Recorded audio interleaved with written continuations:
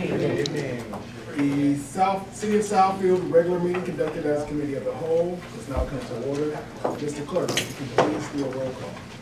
Yes, good evening, everybody. And just as a reminder, the speakers are on and the recorder is recording. Councilwoman Banks. Present. Councilwoman Bland. Here. Councilman Brightwell. Here. Councilwoman Haynes. Present. Councilwoman Pro Tem Hogue. Here. Councilman Mandelbaum. Present. Council President Hicks. We're gonna go outside. What? We're gonna go outside, so everyone in your room can stand. We're gonna go sit outside on the front lawn. It's so hot. So hot. Do we have any fans? I didn't ask where you want to be. I asked if you're here. Nancy, I'm your fan. Okay, sir, you have the floor. Thank you, sir. There's no communication. We're going to continue our budget study session, and Mr. Director, you have to give a recap on items thus far. Yeah, just an update on the action items from the past couple of budget meetings. With the fire department, there were 2 positions that were missing from the budget. We did go ahead and update those and make sure that the org chart and the personnel listing were with what the fire department had needed and requested. As far as community relations, the had neighborhood services under there, we moved that under administration. Under emergency preparedness, we fixed the account that the admin assistant was being coded to. Under the cable department, we've updated the org chart to remove the focus from the producer-director positions. I did meet with Marceline Pruitt regarding HR's budget, and she does have some proposed cuts to that I'll be bringing back for you. And then with code enforcement, I'm meeting with Tyrese Beeks next Wednesday to discuss the analysis of a blight abatement crew, part-time non-careers, versus outsourcing that to a service provider. Thank you. The other thing we had discussed was the Public Act 345 millage. And I have an analysis of what it would look like if we were recovering the costs that we've been short for the past few years.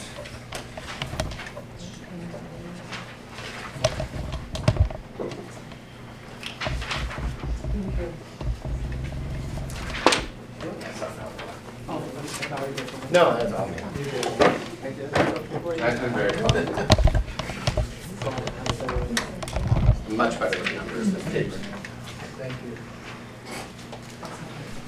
So as you recall, one of the recommendations from the audit was to take a look at the Act 345 millage.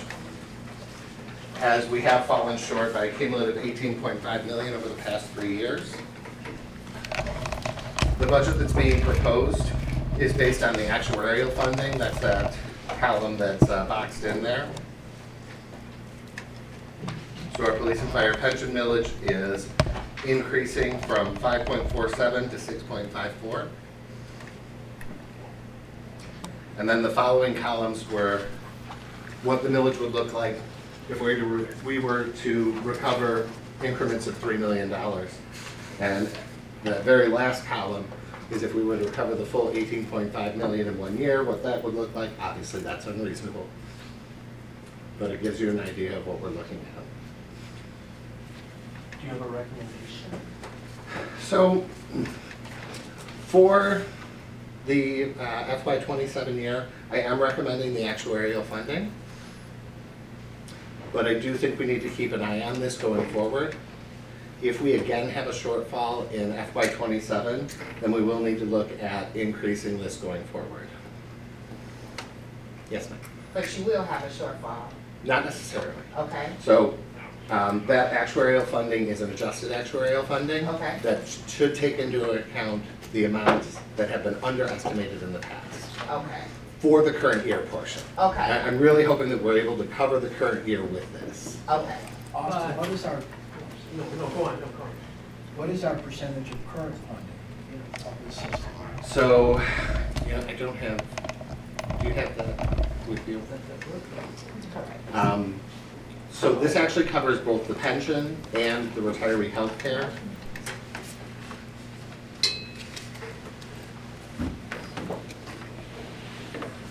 Both of which are comfortably So we funded. may not have a blended number, because both are accounted for separately. They are. All right, sure.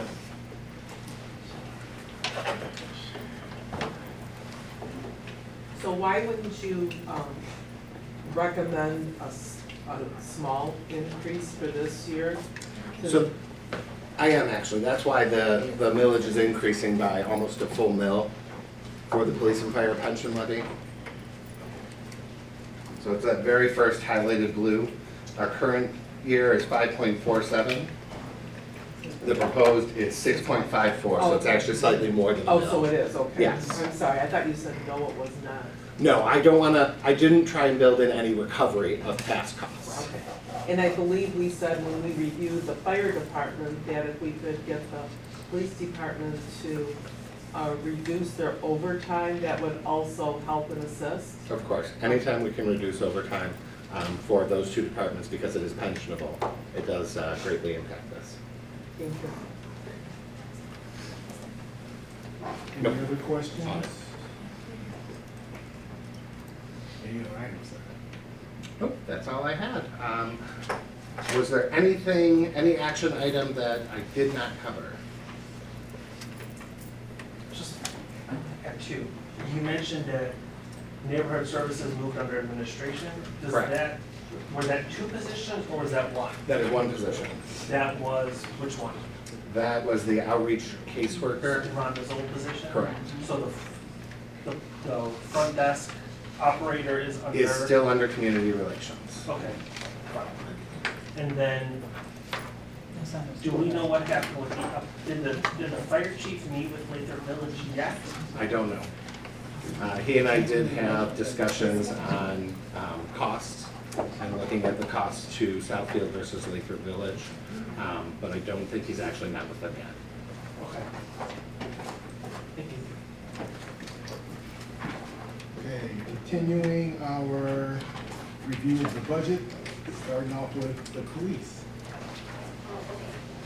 All right. Police begins on page 160. 160.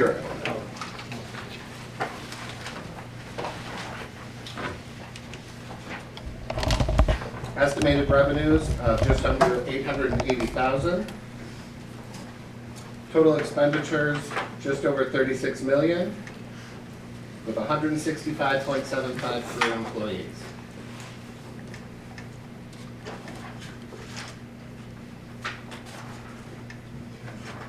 I'm scared to say the right thing. All right, well, thanks everybody for being here. Thanks everybody. I did bring the team, always I bring the team to some of our new council members. Some of our new council members familiar with some of our members, and also the opportunity to do some mentoring, let them be used to being in this environment, go before council. So a lot of things take place when we bring our team in. But starting with Deputy Chief Aaron Hughley, who you all know oversees our investigation division. We have Sergeant Michael Morris over patrol operations, Union President, and our training coordinator, Dan Reston, and also Lieutenant Beasley. You kind of hiding in the back right now. Come on up here. Lieutenant Beasley, who oversees, again, under Deputy Chief Hughley over our investigation division. It's police department, and we'll get obviously into the budget, but just to note, we budgeted for 131. We're sitting at about 115 right now. We have 7 cadets in our cadet program currently, and 2 cadets who just graduated from the police academy. And we have a number of other individuals coming into our cadet program, and then some interest from other departments coming on board. So we're sitting pretty well as far as our recruiting efforts. We do continue to enhance our recruiting efforts because it's important that, as we know, Northland is coming, it's about a city within the city. It's important to have the proper staffing to manage cost of service in our neighborhoods and also on that particular environment. Other thing of note, The police department continues to do outreach. You see it all the time, a lot of demands for our time. Also, there could be an overtime discussion when you talk about reducing overtime. We are in the process of seeing if the city will be interested in allowing us to go to 12-hour shifts, which could be an overtime reduction as well, because it will give us more members on duty every day, which would reduce the amount of call-ins, filling those holes when people call in sick on vacation and whatnot.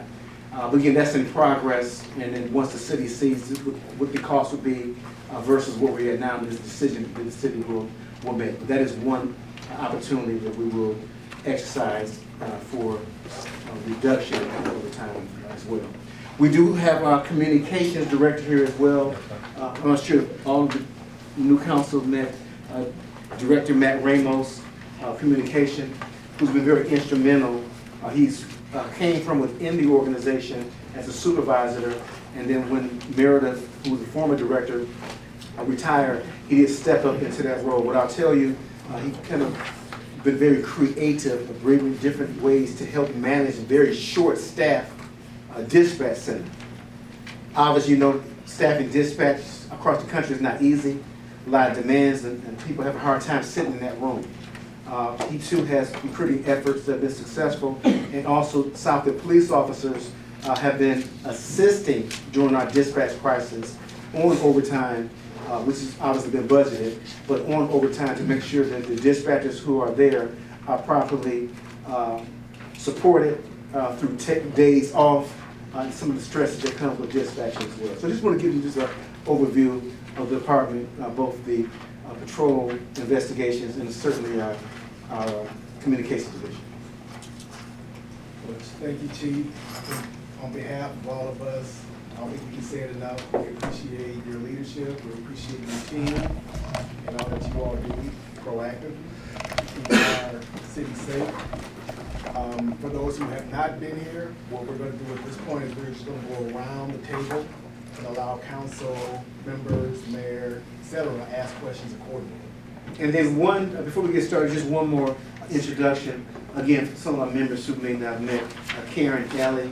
She is the police department's financial coordinator, certainly in preparation for meetings like this, certainly working with Austin. She's been very instrumental in keeping us all in line and holding us accountable as well to make sure that we look at each line item and have the respected information in its proper place. So we want to make sure we acknowledge Karen Alley for her hard work and assistance as well. Thank you. Well, thank you as well, because you're keeping them going, so we appreciate you as well. Madam Pro Tem, starting off with you. Any questions? There's some vacancies, not regular police officers, but you have sergeant, a corporal. Are those usually filled from within, and why are they vacant, I guess? Yes, so we are actually in the process of a promotional process right now. We just took a test yesterday, lieutenants and sergeants promotion examination. That's followed with a oral board, and then IMCO, who's a company that we use as a city for our police department's promotions, will then come up with a list, and then we'll be able to fill those vacancies at that time. Okay. And then, this is maybe some of the more seasoned officers who were here before you came on board. Weren't we used to it? Didn't we used to be at 12-hour shifts, and then we transitioned? No. 10-hour shifts. There were 10-hour shifts. There was a previous negotiation too, but the bargaining group had rejected that. Okay, so we went from 10 to 8, and now we're looking at 12.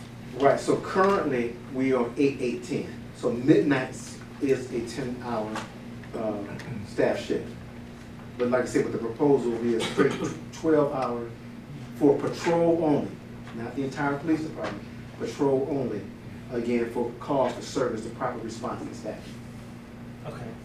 And then, has there been any, I know we have cadets and they're going through the system, have we thought about, like other departments have like a reserve unit? I know we have CERT, which helps out sometimes with traffic or things like that, but have we thought about, I know Oakland County, Wayne County, they have like a reserve program. Have we thought about that at all? Not really. Certainly we can look into, see what the cost could be, what the buy-in would be, and make an evaluation, present that to the administrator for you all. It's something we can look into.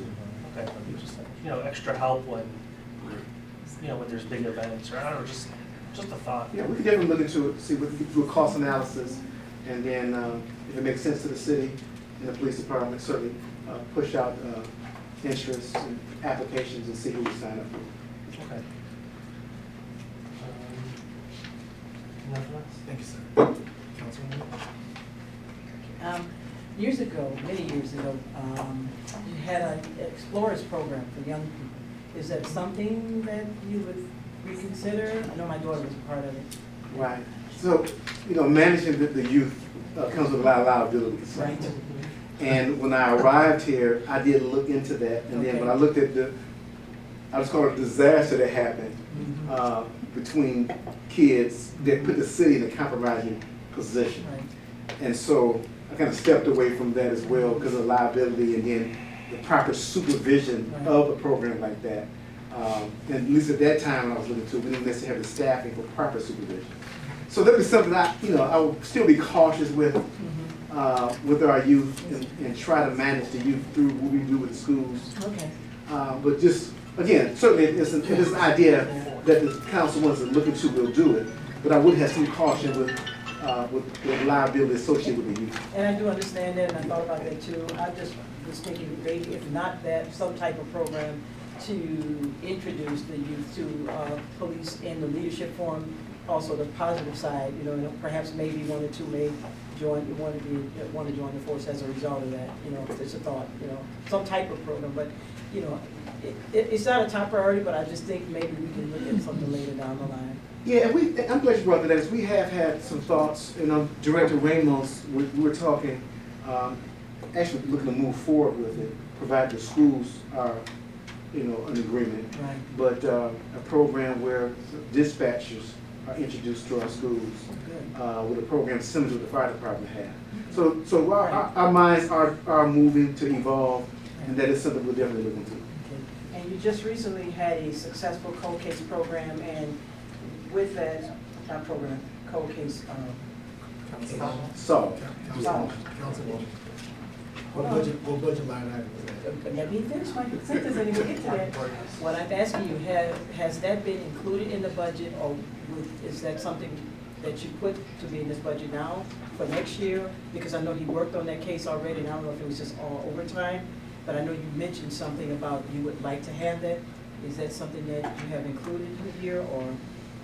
after a thorough evaluation, what I mean by that is, so he worked on that primarily on duty. There's obviously times we had this overtime, but that was few and far between. Just a more thorough evaluation of our cold cases, because we want to obviously be gainfully employed. I don't want to stand the unit up. You're not gainfully employed, but just continue to look through those files, which ones have a high probability of closure based on DNA, like the one that we introduced. So there is one we're looking at right now involving a young woman who was murdered, and we're looking to resubmit some information for that. But I don't know if we're ready for a whole unit right now.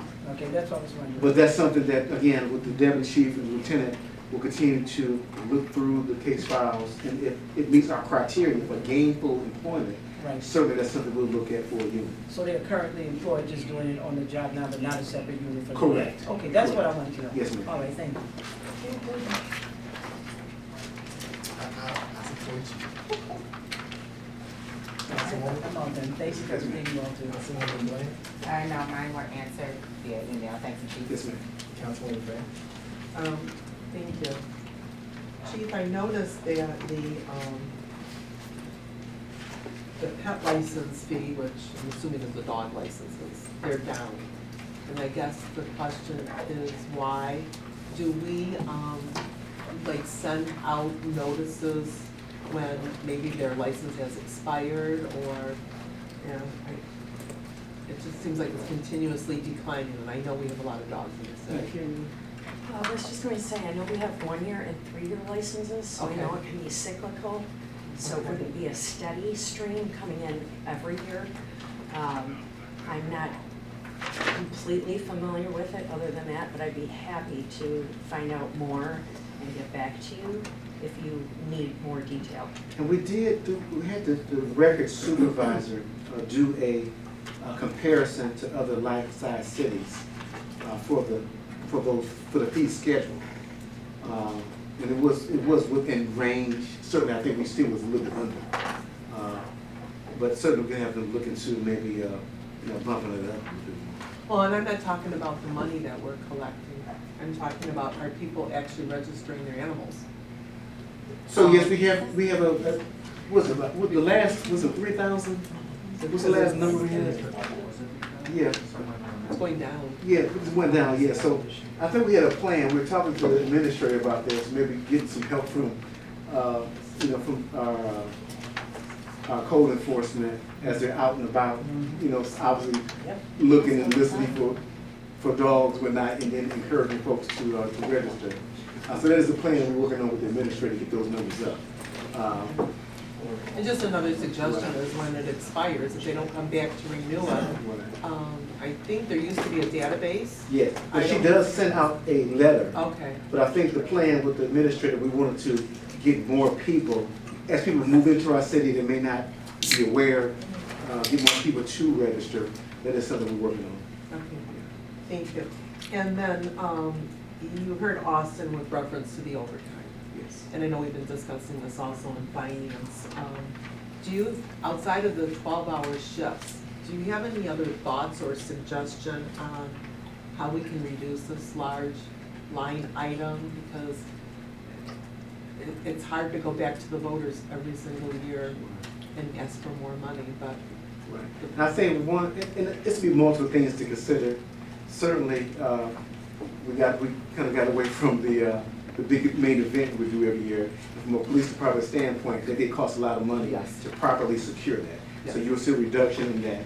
Certainly with the increase in officers, as our officers coming up, getting to that threshold of 131, particularly with our recruiting, we want to max out as soon as possible with our recruiting efforts. And so kind of what we talked about before, these incentives that we have and we're working on. For example, what we've learned about other police departments and interest is 12-hour shifts.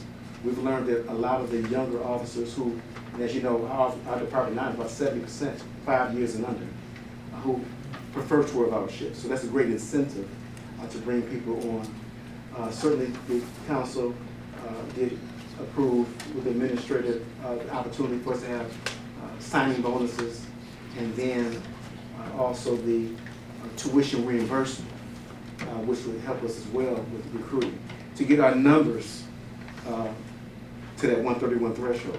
I'm not sure, I don't think we ever we never eliminated the tuition reimbursement, did we?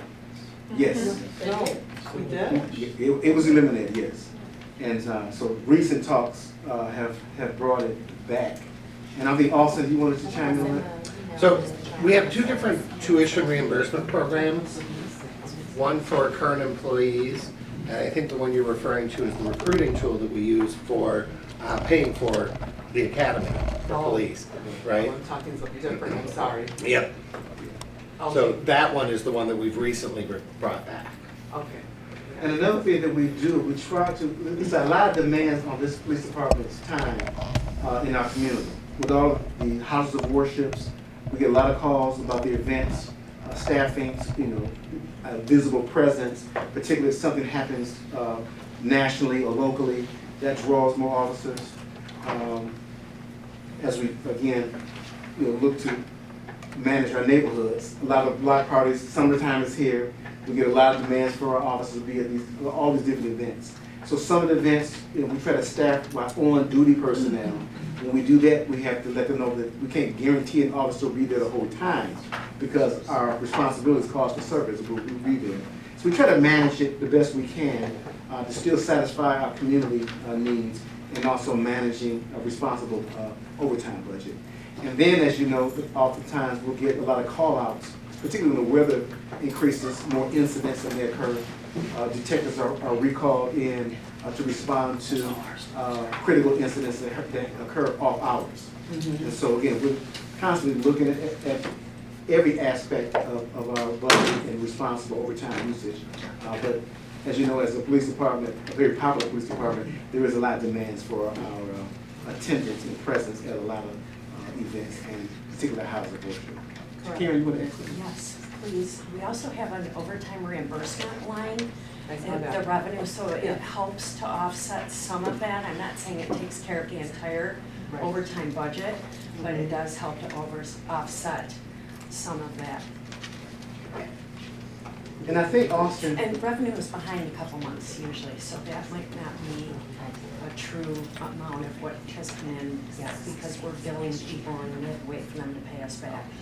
right, and I think Austin, a couple years ago, moved some things around that would reflect a lot of the reimbursement, Yeah. not showing up as far as what we actually spend and it's coming right back, like Sam's Club and some of these task forces and whatnot. Yeah, and we break that out on the monthly report to council finance. So, have you talked with the patrol officers to see if they're interested in the 12-hour shifts? And if they are, would that be 3 days a week they would be working? So actually, How does that work? Because that's not 40 hours. Right, so actually I bring up the union president who's, who's managing this process, because again, come on. Yeah, so, as Mr. Zorn mentioned previously, this was actually initiated by the city in 2019. At the time, the union was much more senior, a lot more adverse to the 12-hour shifts, so the union voted down the proposal from the city at that time. At this point, probably closer to 50-50, we've been conducting internal polls prior to initiating this to see if it's worth going down this route. It's been passing, 5 to 10% each time. So now the department's younger, the number one thing that I personally hear from lateral officers, younger officers is, I have a friend here, I have a friend there, or hey, I would come work here if you guys are on 12s. It doesn't mean that's the case for everybody. There's obviously the exceptions in the reverse, but it does seem to be at least an 80% thing of people, new people coming in. New people mean laterals or brand new officers out of the police academy. So it's changed quite a bit over the years. So they would, again, it would just be 3 days, so 36 hours There's several different. with the salary? Yes, ma'am. So Yeah. several different variations of it. There's always like a rotating component. So I'll give you a crude version of it that isn't totally accurate. It's easier to see it too. It's usually some version of 2 days on, 2 days off, 3 days on, 3 days off. The 2 days rotated is usually a weekend. There's a lot of nuance to that, little variations in there that usually puts you at an 84-hour pay period. So the pushback from the union guys is, hey, we're getting paid 84 hours of payroll, we're not getting 4 extra hours of overtime. There's always that pushback. Usually the counter to that is, if you don't want the shift, you don't have to vote for it. So there's a cost increase in payroll for those individuals. However, you need substantially less officers to staff patrol, because now you're going from 8 to 11 individuals starting the shift to 12 to 14. So the amount of people that are injured, sick, not going to be there or available, you have a much higher threshold before you're getting down to the point where the administrators are going to force people in because your numbers are too low. So you're reducing your call-ins, people getting called on their off days. You're reducing your holdovers, individuals that are working on the shift being forced over an additional 4 or so hours to make up the gap. There is a lot of nuance to it. I'm kind of giving you the. Right. No, it sounds very similar to what the hospitals presently Yes, ma'am, yeah. offer to their nurses and, some of their staff, so. Right, and just to add to that, just for more clarity, the members under the president's umbrella will vote. Right. So there's he did a rough vote, and then once the language is put together, to go back before the members and they'll vote again.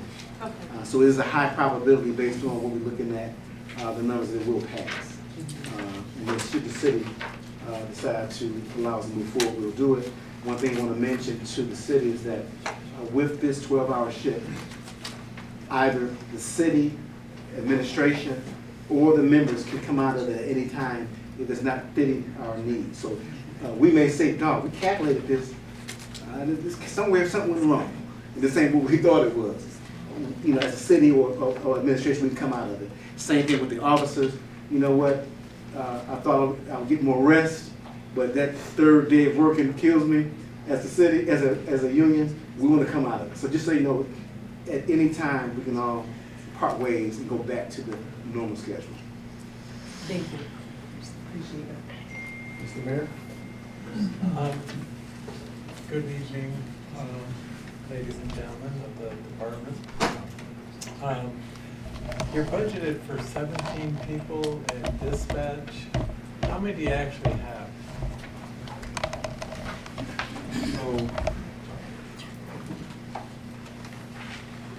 Currently, we have 4 dispatch supervisors and 7 dispatchers. That's comprised of 4 full-time dispatchers. We have 1 flex employee who's a retiree who returned, and we have 2 trainees. Okay. So, I lost your math. 11 total. 11, so you're short 6.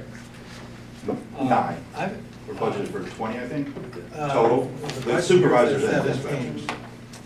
But anyhow, so you're still critically short. Yes.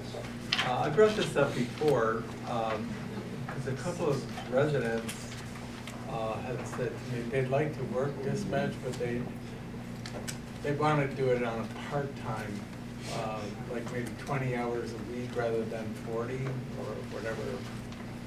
And I don't know, there seems to be resistance to that. So that's more resistance from the union. It's something that we brought up to them, and like, they're more accepting to part-time employees who are people who have experience dispatching. Yeah. Just because the time investment for training is. Yeah, I know, it's like 6 months. Yeah, it's like 6 months training. Yeah. So I mean, right now, we have 2 trainees that are very close to finishing. We have officers who are coming in there to kind of fill in that extra time.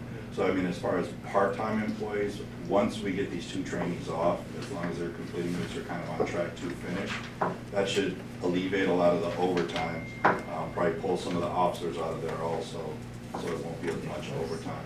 I bring it up, I would rather see the officers on the street. Absolutely.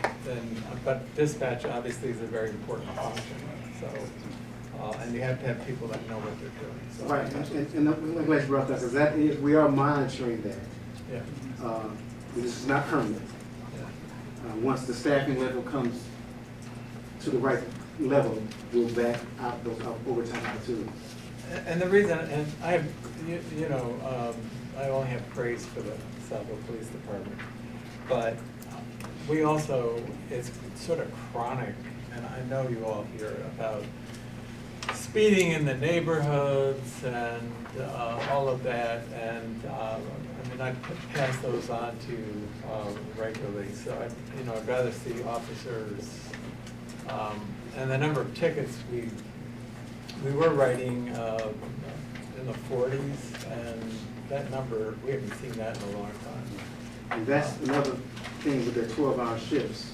We can dedicate more officers to that function as well, to boost those numbers as well. Because the council knows that I have problems with the cost of the court. I bring it up every year. And part of that is ticket revenue, obviously. Mr. Mayor, if I can respond to that as well. Yeah. So it's not an either-or situation where officers are either in dispatch working or on the road working. It's not the same thing. We have the appropriate staffing on the road at all times. So they're getting overtime though? Yes. Yeah, well, that goes back to this bank.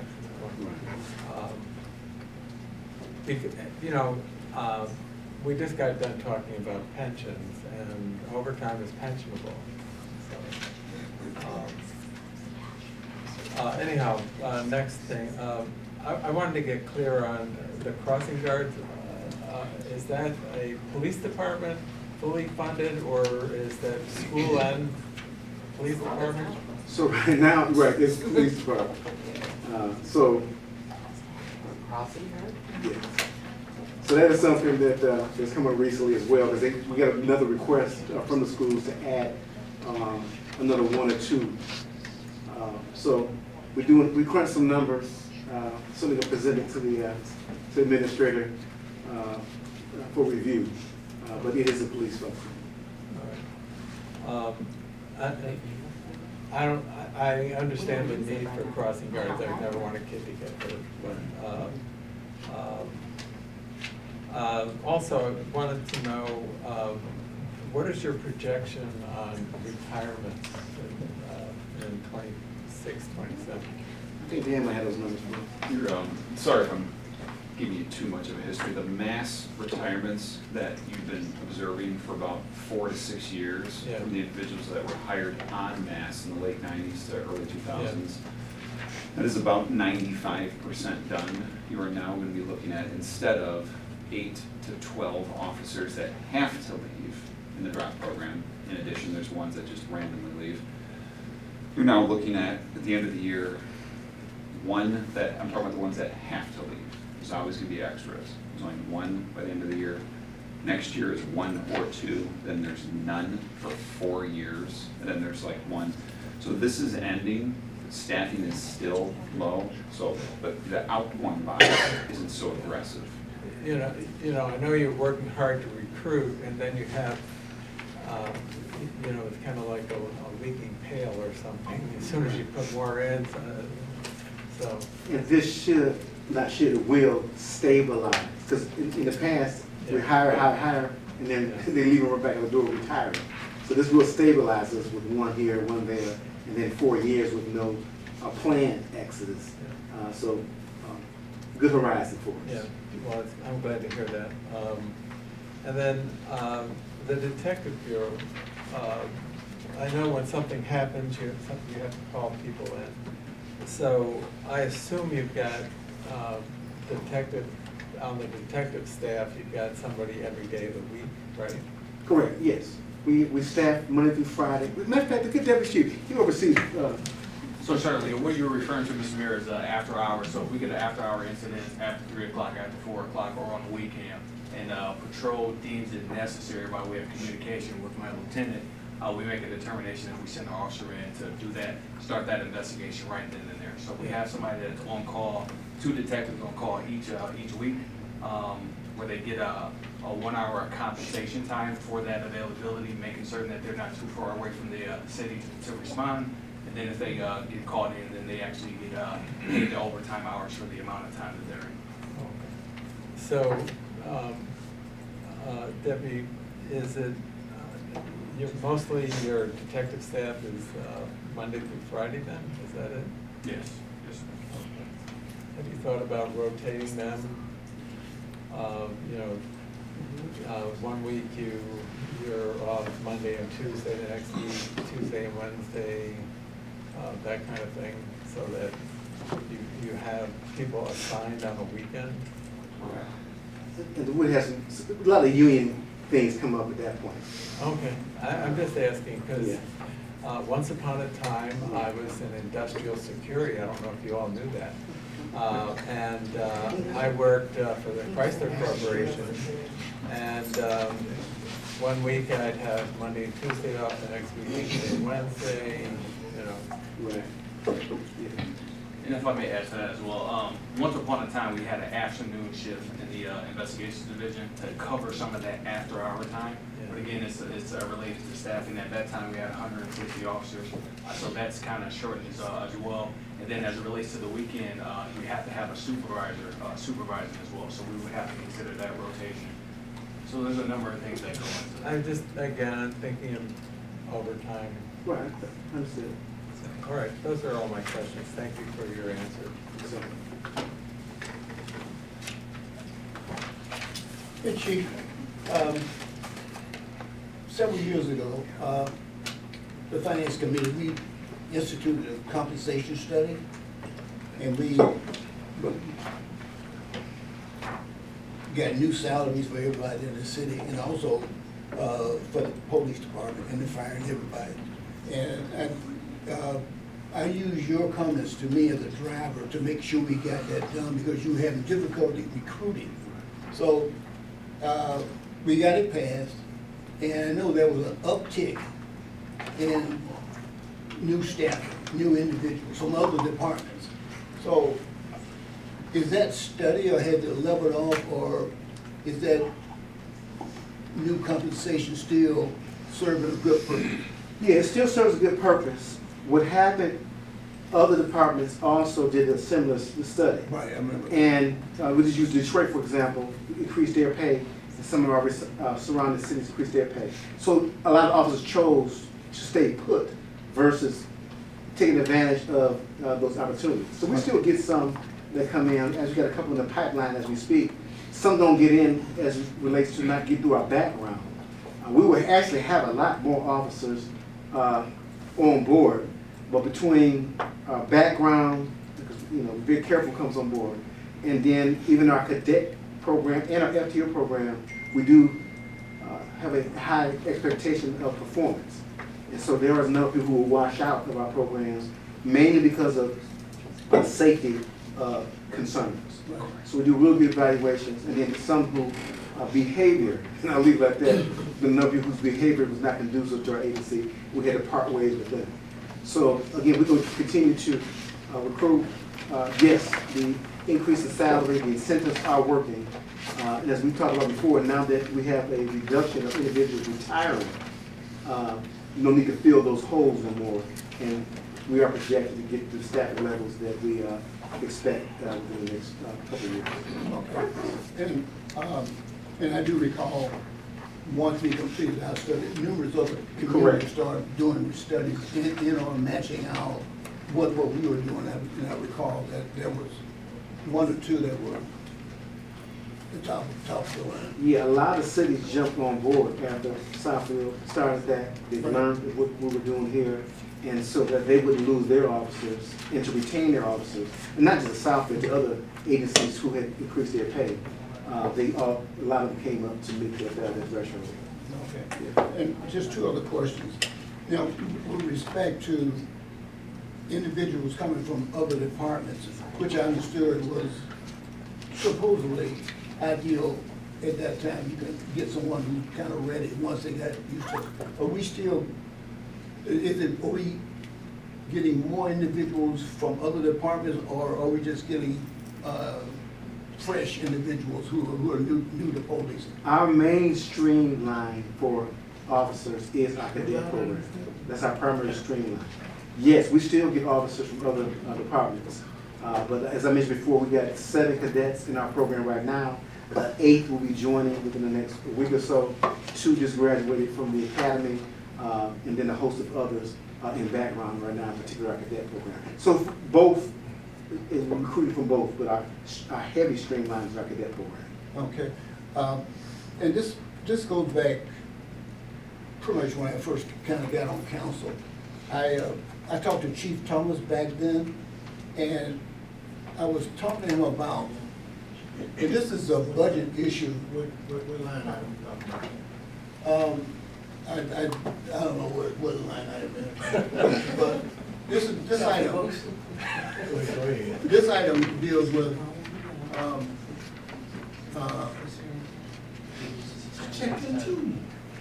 that deals with at one time there was a move to undertake Latham Village as a and I talked to Chief Thomas about it. This is back. Is that it's not currently, but is that a doable thing for you? So this comes up every few years. Right. And then what happens is they'll reach out to either me, city administrator, or deputy city administrator. There will be some talks within Latham Village, and then they'll say, no, we don't want it, we want our own police department, and then they'll back away. Then they'll get like the most recent administrator they got, he brought it up, and then between the mayor and the department, they shut it down. So it's like an up and down, but every 2-3 years, this conversation comes up. Could we do it? Yes, we could. I mean, talk about 1.4 square miles. We could manage Latham Village. But from what I'm told, they prefer to have their own police department, and that's why, although it comes up every few years, it gets knocked down. They were using it as leverage, quite honestly. They weren't serious one of the times I remember. And that's what I was, because it was told to me that it's being used as a bargaining tool for their union, and those kind of things. Okay, but it's doable. It's Yeah, doable if they decided that they Southfield was gonna take over, we could do it seamlessly. But again, I doubt they would come away from having their own police department unless there was a significant financial crisis where they were forced to. Okay. Yeah. Well, Chief, as I've stated numerous times, and how I've been supported since I've been on council, you guys do a good job. And people move to Southfield because of our, our police department and your response time. Thank you. Yes, sir. Yeah, Thank you. thank you, sir. All right. Thank you all. Thank you. Thank you. Next on the list, 46th District Court. Court begins on page 5, right at the front of the book.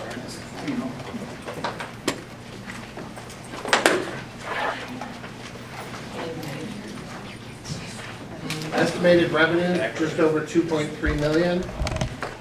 Total expenditures of 4.5, with 36 and a quarter career employees.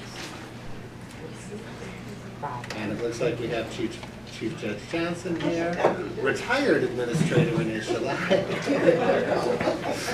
Deputy Administrator Shalonda Henson, and Lori Lemieux. Wonderful admin. All right, good evening, everyone. Good evening. I'm Judge Sheila Johnson, of course, Chief Judge of 46th District Court. And as often said, I have with me my former administrator who we just couldn't let go of, Ms. Renee Shalai. She's responsible for most of the budget report. This is our interim administrator and deputy administrator, Shalonda Hamilton, and our administrative assistant, Lord Lemieux, who is like the biggest backup for Ms. Shalai and for Ms. Hamilton. So basically, Austin just gave you the general overview of our income, revenues, and our expenditures and what our proposed budget is for this year. So I guess the best way to go about it is, unless you wanted to know some information about what's going on in our court, is to just see if you have any specific questions about budget items or what we're doing. So that would get right down to the meat of it. All right. I've been told by many attorneys who go to the Southfield courts that Southfield is one of the few courts that they practice in that does not do a whole lot of Zoom hearings. And there are more things can be done through Zoom, which would save time and things like that. So, Okay, well, I'm not sure how that impacts the budget any whatsoever, but no, we do use Zoom to the extent we feel is sufficient. So we do Zoom on all of our civil cases unless there is a trial.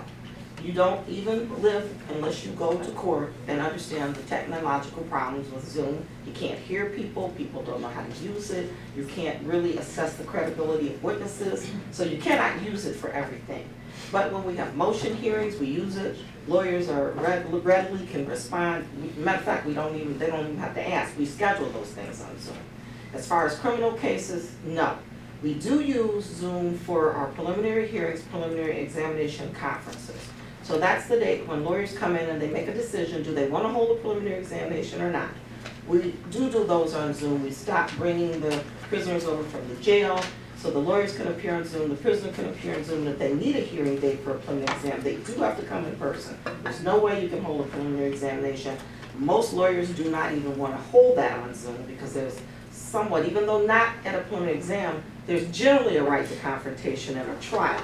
So they really want to hold to that same standard to be able to confront the witnesses and see them, even though preliminary examination is a statutory creation, it's not constitutional. So you don't have that constitutional right to confront, but most lawyers do want to confront at the preliminary exam, so that's why we hold those in person. As far as plea and sentencings, yes, we do allow people upon request to come in on Zoom if they need to, out-of-state people, but we find that we do a lot better for people coming when they have to come in court to those hearings, and especially for sentencings. For one thing, if you do a sentence and you need a pre-sentence report, they have to be interviewed by probation. They can't do that on Zoom. So that means instead of us being able to send them right down to probation, do what they need to do, schedule an appointment, we have to rely on them to kind of call in, show back up to make an appointment with the probation department. And if they have a probation violation hearing, if they're on Zoom, they cannot be interviewed for a pre-sentence report so that we can have a recommendation as to how to sentence them on the violation. Whereas if they're in person, they can go down, get the interview before they come up to court, then we have a prepared report that is walked up to us, and the judge is prepared to sentence and do everything right there in person. So it varies from court to court as to how those things are handled. And it may vary often between the type of community that you have. We have a lot of people, when they can't get to court, will allow them to do Zoom. We have a lot of people that respond better when they have to come. Whereas other jurisdictions, people might be a little bit responsible in a more different way, and they will show up on Zoom, and they will follow up. So this is what works probably best for us, and so people can complain or criticize, but it varies from court to court. And there is no set rule that says how much Zoom you have to use. So it says that we should use it to the extent that it's practicable and that it's, easy to do, and that's what we do. Hopefully that answers you. Okay, it does. That's it, I'll reserve the rest of my time and give it to the mayor. Councilwoman? Great job. Councilwoman Black? I have a question about your repairs and maintenance. The budget looks relatively low for what I know is needed at the court. What page is that? It's on page 8, Yeah. under expenditures, 930.9300. I can speak to that. And building improvement, so I just wanna ensure that you're getting whatever money you need and what type of repairs and maintenance do you need done moving forward? Yeah, I think Austin can speak to it. I can speak to that. Mostly So this equipment, I think. Sorry. Okay, This repairs and maintenance Mhm. is for like the equipment they have, the x-ray scanner they have. okay. You're, I think, I'm looking talking more about towards their stairs and facilities the needs. elevator. We got issues. Yeah, so that's actually a responsibility of the The city city. of the facilities maintenance fund. Okay, so that's not So included in that- their actual Correct. budget? Understood, that makes sense, cause I was about to say 29,000 is not gonna do y'all any good for everything you need done. Okay. Thank you for asking. Oh, of course, that was the only question that I had, I was just really trying to understand how that works, but thank you, Austin. Councilwoman Bay? I have no questions. Mr. Mayor? Austin, can you, I'm a little confused with the totals that run on page 8, 9, 10, and 11.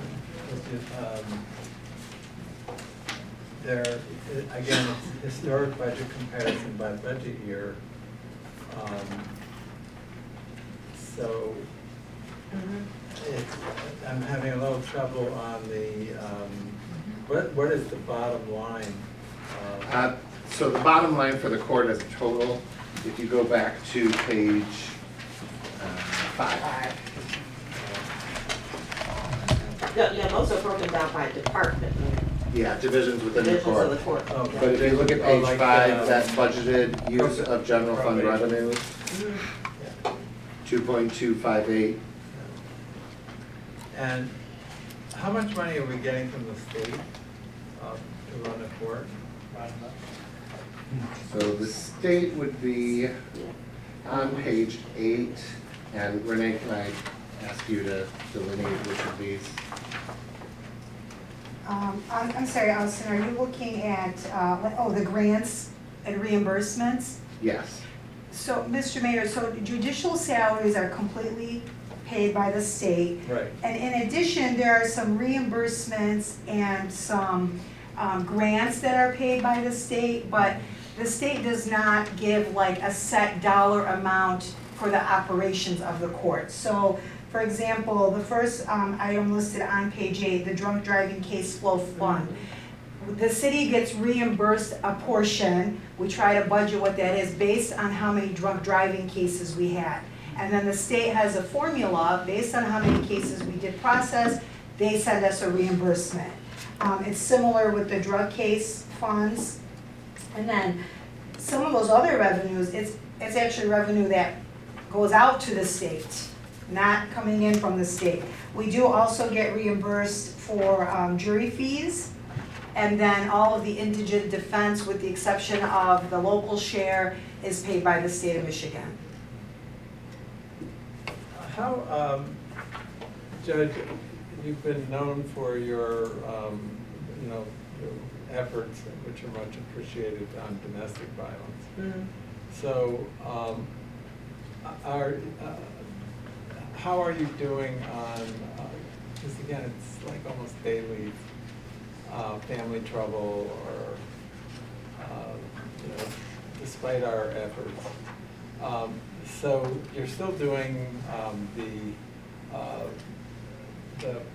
for the victims, it's voluntary, correct? Well, when you say for the victims volunteer, what Well, specifically you're talking about? in other words, as we've heard many times, I deserved the beating my husband gave me, you know. And then you're also doing the requiring the assault, whoever's committing the assault. Yeah. So that is still going on. Yeah, I mean, we have a pretty robust domestic violence case load. Yeah. And so, we still have some specialty things that we've put in place. We're still looking, especially when our new administrator comes in, to creating a more refined domestic violence court. There's 3 things we're working on now. That, with the new Southfield housing project that's coming up, we want to develop a specialty treatment court. As a matter of fact, I went last week to a seminar on that so that we can refer people to the housing that's being constructed right now over on Hooper Street. Yeah. And then the third thing that we're working on is a track to help people get their driver's licenses back.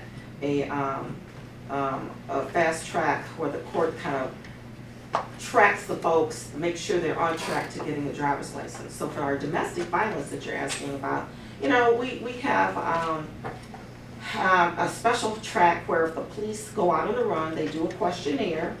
That questionnaire is done with the victim so that they can have information about whether there's been prior incidents, whether there's a lot of fear, weapons involved, has it happened before. That information is then given back to the court in that questionnaire, so the magistrate would have that information for arraignment, so they would know what type of conditions that they might want to put on the bond to keep the people apart, to keep them safe, maybe even to determine what kind of bond might need to be set. Then there's a fast track from there, right over from arraignment to us. There's pleas, there's sentencing quickly done, and then we always get a pre-sentence report, and then we have a list of types of specialty providers with 52-week programs that we use for the persons that are convicted of this. And we use Haven. I'm on the Haven board for the domestic violence shelter. So we use Haven to screen all of our victims before we would even allow any contact. We give them those resources and make sure that they have a safety plan if they even want to have contact down the road. And we look at the Haven report before we even give them that contact, and we make sure that they're covered. So that's sort of our track for domestic violence. And then we have a review period after the plea where we bring them back to make sure that they're, in place, they're doing what they're supposed to do, and they're in compliance. So the reason I'm asking this is there a separate cost to this? No, we use the same, we only have 3 probation officers. You notice we have an empty spot right now. And if we get our treatment court, we're looking to use that spot right now for a additional probation officer for our specialty treatment courts. But we're using the same amount of personnel.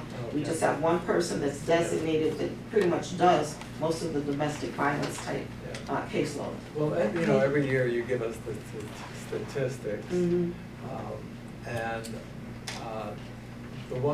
I know the difference between what I see in the daily police log Mm-hmm. and what you report on our walk, usually every year, is lower, so I assume some of these are. Dismissed, they don't show up, Yeah, yeah, yeah. so. But, you know, very typically, there's hardly a day that doesn't go by that the Southfield police have a domestic violence problem. To me, it's the #1 crime in Southfield, and to say it. And we're not giving up on it, but. That's true. I think you're right. Yeah. It's a very high number. If I may, Mr. Mayor, two comments. So things that the judge was referring to, like the intensive probation, some of that is outsourced with outside providers, so there's not an additional cost to the court or the city. And, I just lost my train of thought. Oh, the second thing is, yes, the number of arrests are probably higher and charges. Yeah. And we don't keep stats on why a case is dismissed. The judges could speak better to it, but almost in all of their city dockets, they will have at least a case dismissed because the victim didn't appear, Yeah.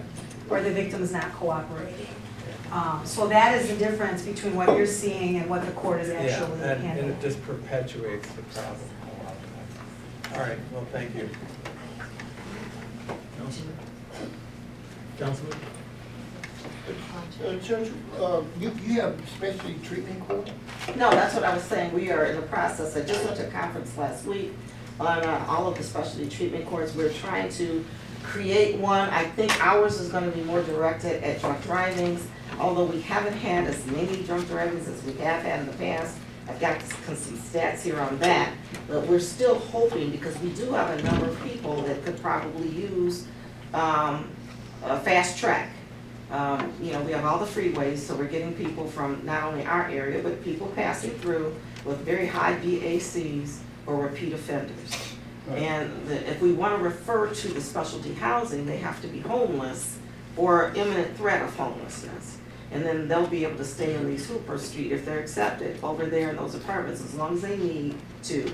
And they only pay like 30% of the rent, the rest is subsidized. So it's a very good opportunity, and all of Oakland County gets to refer. And for any type of treatment court, could be veterans, could be whatever, as long as the people meet the criteria. Since we don't have that, and we used to have that, we're gonna try to start that now, so that we'd be able to refer to that housing here in Southfield, as well as stop referring out to other district courts when people wanna be in a specialty court, to really, I think it's a fast track that really helps them stay on track and stop the recidivism rate on drunk driving. So we usually now are getting into memorandums of understanding with other courts, and we're sending those people there. We keep the fines and costs, so don't worry about that. They have to pay us for that, but they then pay the cost of the treatment court to them in the other jurisdictions. So we'd like to be able to keep some of that here, but just if you wanted to know, from like back in 2019, for instance, on our misdemeanor drunk drivings, the total they had was 69. They had 71 in 2020.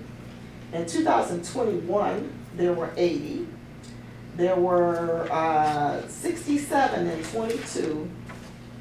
Then it went to 71 in 23, 84 in 24, and then last year, it went to 102. So that's a trend upward. That's the number of drunk driving cases that the police department says. Okay. And then, All right, as you probably, I'm aware of specialty courts.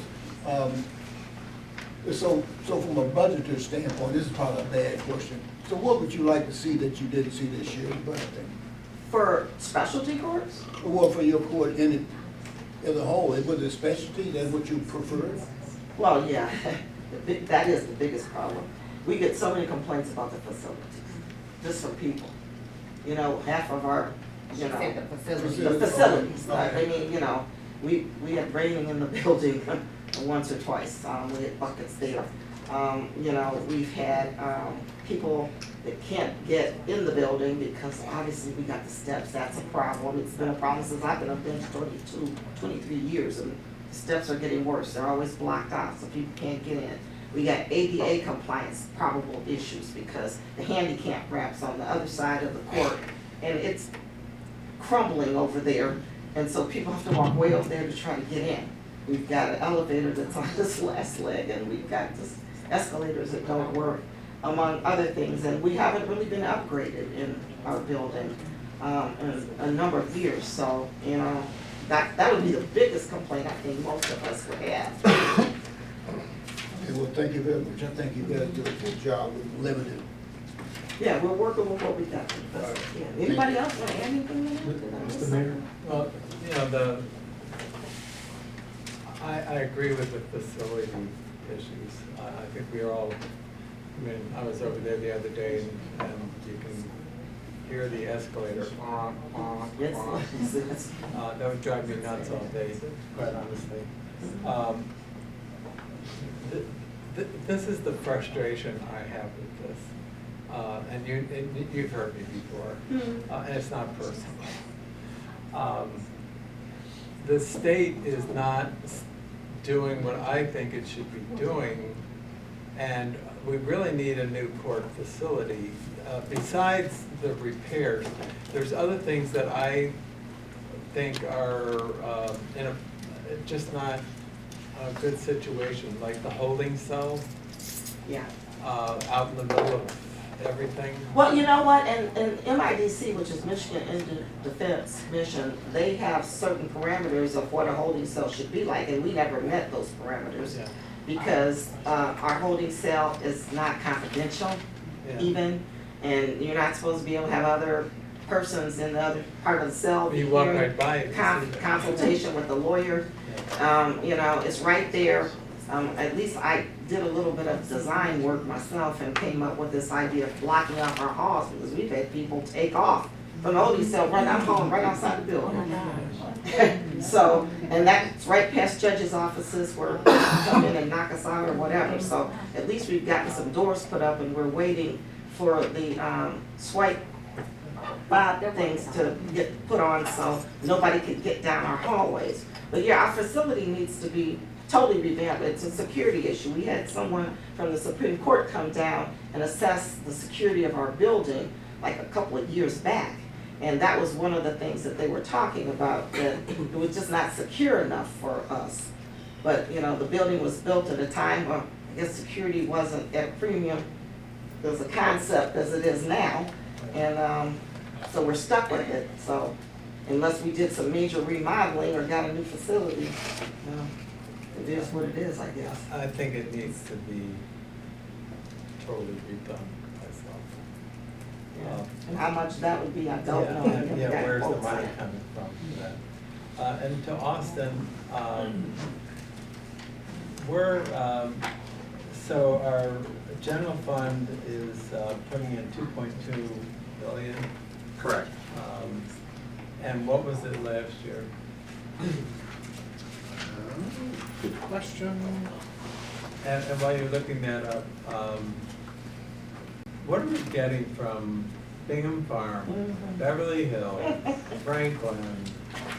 That's the question that I had for you, so that's a great question. Yeah, so this is something that we frequently discuss. It comes up all the time, and we do have a little bit of history on some of that for you. We're just the biggest part of the course.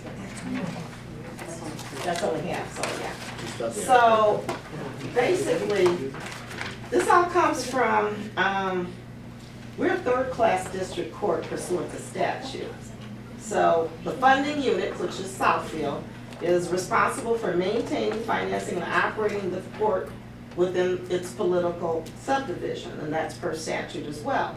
So this law also says that one or more of the district funding units within the district may, one, agree among themselves to share any and all of the expenses of maintaining, financing, or operating the district court.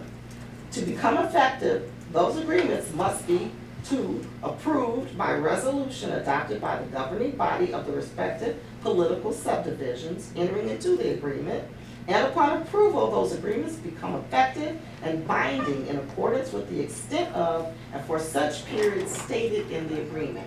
So long before I got here, there was an agreement between the city of Southfield, Bingham Farms, Franklin, Beverly Hills, that area of Southfield Township, that Southfield will be the funding unit. And so, and this was probably at a time when everybody was fields. Southfield was probably a field, but those were very minuscule jurisdictions. Southfield was larger, probably agreed to this. I don't know if anybody's ever found the writing or the minutes from whatever meeting it was, but we know there's an agreement. And since that is an agreement, the way these fines and costs would be distributed is under Michigan Compiled Law 600.8379.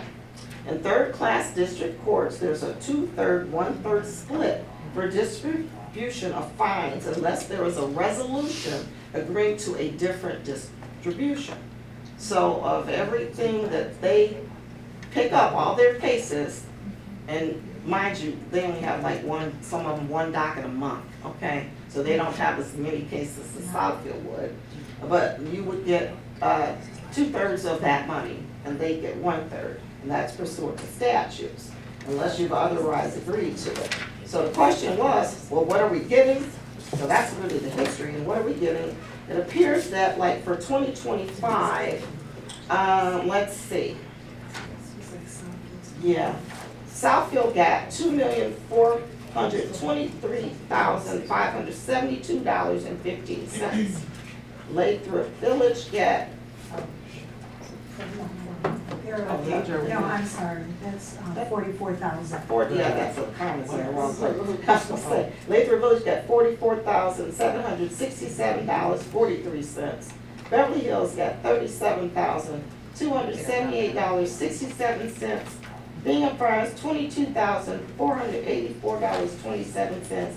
Franklin, $14,994.35. And whatever Southfield Township is, 0. So My question really is, total what are they distribution getting was us? 3 million. They're giving you a percentage of their Percentage of fines that. and costs. Yeah, the 1/3 percentage. So that's already in the, In the revenues. in the. It's already in there. The revenues, fees, fines, and costs of 2.3 million. Okay, well, Last year's was 1.8, was the Yeah. planned use. so we're up, I'm sorry, for ordinance fines and costs, you're saying just one? The net of the so court we're for up about last another year. 400,000. And I can remember when it was 900,000. So this continues to be a concern, and it's just not funded right. So what's the recommendation? This is year 3 for me hearing the same thing. Yeah. What can we do? If anything? Well, there's not much you can do. You know, I guess you could look your other funding, the other districts that we have jurisdiction over, try to renegotiate. Yeah, But the problem is you might be getting their caseload is not that big. So you might be shooting yourself in the foot because you might be getting more now than you would if you tried to renegotiate them taking a bigger portion of the overview of the court. Well, Oak Park came to me last year. This is an issue with a lot of mayors. I mean, our South Oakland Mayors Group, this comes up. You know, we're all competing for dollars, and you know, I think of roads, we never have enough. So Oak Park said, would you be interested in combining their court and the Southfield court?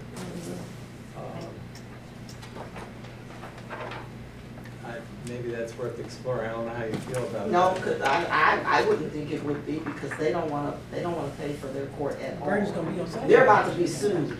Yeah. Oh, They're about to be sued. I got it from the chief judge over there Okay. because they don't wanna pay for anything over there. Yeah, no. And they have to pay for the court. It's in the rules, and then it's even in the chief judge rule that the chief judge can sue, and scale will be a part of facilitating that to happen. So I don't think you wanna really get involved with Judge Johnson, I don't want you to sue us. Yeah, no, we're not doing that. We don't have any problems like that. They got problems over there. And, I'm not sure why, but their whole facility is falling apart, including black mold all over. I've got photos of it right here from what their chief judge gave me about their building. It's horrible over there. Roaches, Maybe Fred it's bad. has something. So, and see, the whole problem is, and I know Fred likes to talk about this, so I'll just approach the big elephant in the room, is that there's child court funding is something that generally the state is trying to look at doing. And basically, it hasn't happened yet. They've had a work group looking at it. And the work group has come up with the idea of restructuring funding partnerships between the state and local funding units, providing all court technology. Before, we used to have to pay for every single thing, technology. Now, we're doing online, we don't have files in any of our civil case, so we're doing My File, which all of our things are online, all of our civil files. That's a big expense. We don't pay for that. They've paid for that. They're now paying with our judicial information systems, which was basically what runs our court operations, our operating systems. We used to have to pay for that. Now they're paying for that. So there's been a slow move, ever so slowly, to take some of these expenses off of the local level and bring them to the state. Problem is, if you look at all the courts in the state, they were all using some kind of different software. So they've got to try to figure out how to get everybody into one kind of software and how to get that paid. They're trying to do uniform court assessments. Right now, everybody's fines and costs are different for different things. They may be similar. Some places are higher. That's probably determined by how much the people could afford to pay. Some places are lower. They want to do centralized collections. They're trying to get all this done, and this is what they have recommended to the state. But the state is trying to get this done. I'll be gone and retired, and it probably still not be in full force. But they're working on it, and that would solve some of the problems that you folks are having with some of the court operations. You know, there was a lot of litigation out there where courts were trying to assess costs to the defendants. Defendants sued. It was determined it was unconstitutional because the state law didn't allow us to assess anything other than what was specifically stated in statute. So all of those things have now been addressed, at least temporarily, to allow the courts to be able to at least assess costs, which are supposed to relate to whatever the alleged amount of overhead costs, personnel costs that it would cost to litigate a case. And I think that there's some standard forms of numbers that we could use to assess court costs. But they took that right away from us. We couldn't assess warrant fees. We couldn't assess violation costs. We couldn't assess any court costs. But they have put a temporary provision that's gonna sunset this year, December. They put that in place so to allow us to keep at least being able to assess those things. But when you think about it, courts can't carry the back of trying to fund the city, because that's really not what our first priority is to do justice. Some people will never get assessed the fine because they can't afford it. We have to assess their ability to pay, and we try to do the best we can to collect. I have entered into an arrangement. We authorized several years ago a collections clerk. We have a very, very good one now.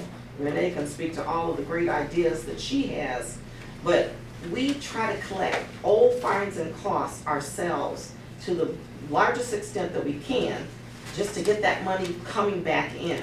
So she's doing all kind of things. She's doing prisoner remits to people that are in custody in prisons. So that means she's dipping into their little accounts to try to get money for any excess fines and costs that they may owe. She is doing garnishments of people that have fines and costs that are due here. We do payment plans. She's in charge of doing all of that. And if they violate the payment plan, she's in charge of calling them in and bringing them before us, trying to get those payment plans restructured. Or if they can't, we let them work it off of community service. I entered into an agreement with a company called Line Barger. They have great resources. They only charge us for the collections that they're able to come through with. So a little bit older cases go to them, and they have, and we just started last year, so from May of last year to March of this year, they have collected $13,365.22, and they've received $2,713 in funds from those collections. And this is money we probably would have never seen. So we're trying our best to do what we can do to collect what we have assessed. I also just implemented amnesty recently. We hadn't done it in a few years, but that's where we roll back all the extra fees and fines and encourage people to come in and pay what the original ticket was so that we could collect that money that way. So we try to do our best to do what we can to collect, but you know, we can only process what we get. And everything that the police department used to collect, they don't have a big traffic unit anymore. It's gone down, and especially since COVID. So I've got all the numbers for that, and I'm not trying to throw anybody under the bus because they got their own reasons why they're doing what they're doing. But we can only process what we get, and you don't get any money from any of our civil filings. Chief Judge, I think, we can't keep having this come back toward this table. So I'm gonna ask the administrator that we have a discussion on things that we can do differently. Sure. But thank you for coming to us. I don't think we have any, do you have any questions? I think operationally our court is well operated. Our level of subsidy is similar to what I'm seeing in Dearborn, Taylor. The legislative fix and one of our challenges is Hazel Park. The municipal rep on the committee is the city manager, and they have they're almost a quagmire of their court operation, that they're not in a deficit situation. And they just touched on it, traffic detail. And I will tell you, in my career, Melverdale, Allen Park, our split arrangement was 2/3 Allen Park, 1/3. We built the new courthouse. The driver on that was traffic detail. You know, so how we police and criminal justice has changed very dramatically, the reforms. So in 2005, we built the new courthouse in Taylor. The old courthouse was less than 25 years. Our courthouse is our newest structure. From a functional standpoint, it is the most challenged because, again, how courts are administered, security, technology, ADA compliance, general public coming in. I'll tell you, the building sits, 1/3 of it sits outside of the deed, 1/3 of it sits in the deed restriction on the Thompson Farm, 2/3 is in the unrestricted area. The other item, I estimate probably $16 million to build a new courthouse. So we should be setting aside about $400,000 a year for debt service. If we were to finance something, you would add another $600,000 a year to your a $16 million building would run you about 1.6, 1.7 million a year for 7 years. For 15 years, I'm sorry, I got that reversed. For 15 years, that's about what that would run you. So how we pay for it would be a challenge. The administration, we acknowledge, it is our most challenged building. The arrangement with the other communities, I don't know why they would agree to do anything. Exactly. They got a good deal. And back then, Southfield, you know, the towers were growing and pre-proposal A. How we policed was very different. So I think this will continue to be a challenge. The legislature in 2019 said this was an $800 million problem. The number is about $1.3 million is what it would cost the state, statewide to fix. We're not alone. We need to be a voice to it. I bust Renee's chops all the time about this. I look at it. They run a good court, but it's just the state of our judicial affairs. None of us like it, but I think we need to stay at the table and work to get reforms. When we were at Carpenter Lake groundbreaking that morning, I told Jeremy and Jason, we're gonna give you the keys back to the building. You figure this mess out. And maybe that's what it needs to take, but when I hear things, Lansing coming in on technology, trying to get uniform software, I think there's some effort there, so. I think we have to stay at it. The subsidy to the general fund has doubled in my 17 years here. We were just around $1 million when I started here in '08. You're at 2.3. And it exasperated after COVID. Just got one last question. On page 11, the last line item, education and training, historically has been very low, but then this year we're budgeting more than double what we've had in the past years. No, you're talking about page 11, okay, yeah. Education and training? Yeah, you know what, that's because I think what we did was, we added, that's a fund for the judge's education. Historically, we could travel, it wasn't necessarily mandated that we had to do seminars and do things like that. So I used to travel a little bit more, I stopped traveling. So historically, we hadn't in the last few years seen a whole lot of travel.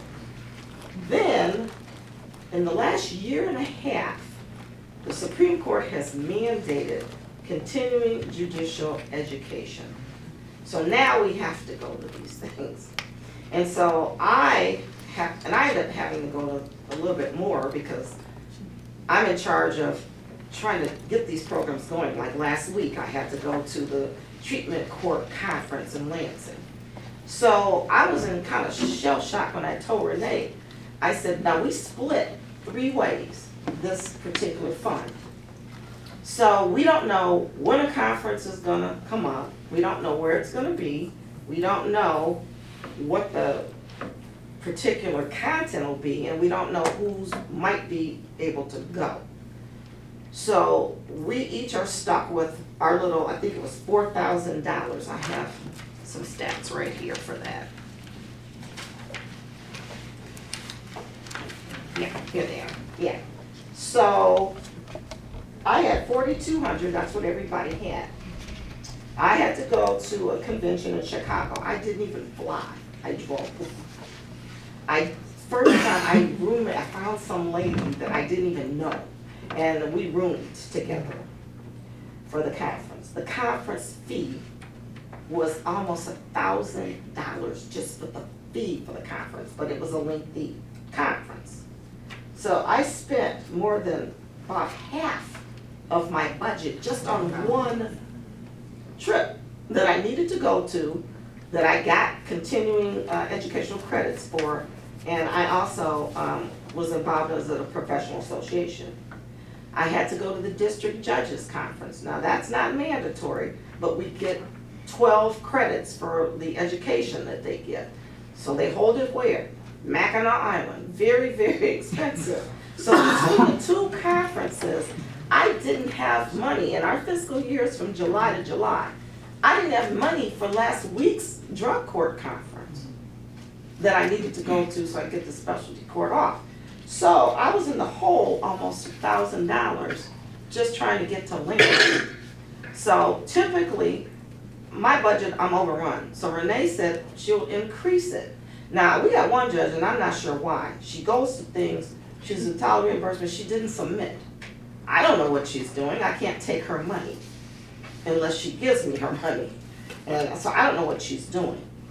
And the same thing with Judge Arvant now. She went to 1 or 2 of the same conferences. So we don't know who's going where. All I know is conference fees have gone up, travel expenses have gone up, airfare has gone up. I need to be able to get to where I'm gonna go without trying to steal some money to be able to go from one of the other people, because that's not fair, because they're gonna have to go. And we've got a regional conference coming up this week that we have to go to get some more credits. We have to do at least 20, I think it's 22 credits that we all have to have as sitting judges now. So that's why the increase to that line item, even though you hadn't really seen us doing that traveling in the past. So is there a time frame when the judges have to submit for reimbursement for these classes? Not really, there's no real time frame, do you? I'm not sure I understand, but It has to be within the Fiscal fiscal year. year is. Okay. But yeah, Right. they could go like in July and not submit it till February, March of the next year, really. I'm not sure why she doesn't put her things in. Right, so Judge. for example, we know that the Michigan District Judges Association, their conference is always in August. So the Judge Johnson, the fiscal year had already started, so she spent that money last August and then kind of ran out early on in the fiscal year. Are you all able to police yourselves as far as like limiting travel within the country only? We mean police ourselves. Meaning set your own rules to say, because I don't think anybody can, like, we can't say, oh, travel can only be within the US. Can you all create those type of policies There within is your no, own let me courts? say this, there's no rule on this that says where you can travel to. The rule is it has to be a specific educational expense or. No, I understand that, I'm professional asking, can you create a rule? I guess we could create anything we wanna create. But, you know, I don't know how I mean, you if you go can about. recall, there was a trip to Dubai. Yeah. And to me, that just seems unreasonable. But here's the thing. A lot of these judicial associations, they have trips everywhere.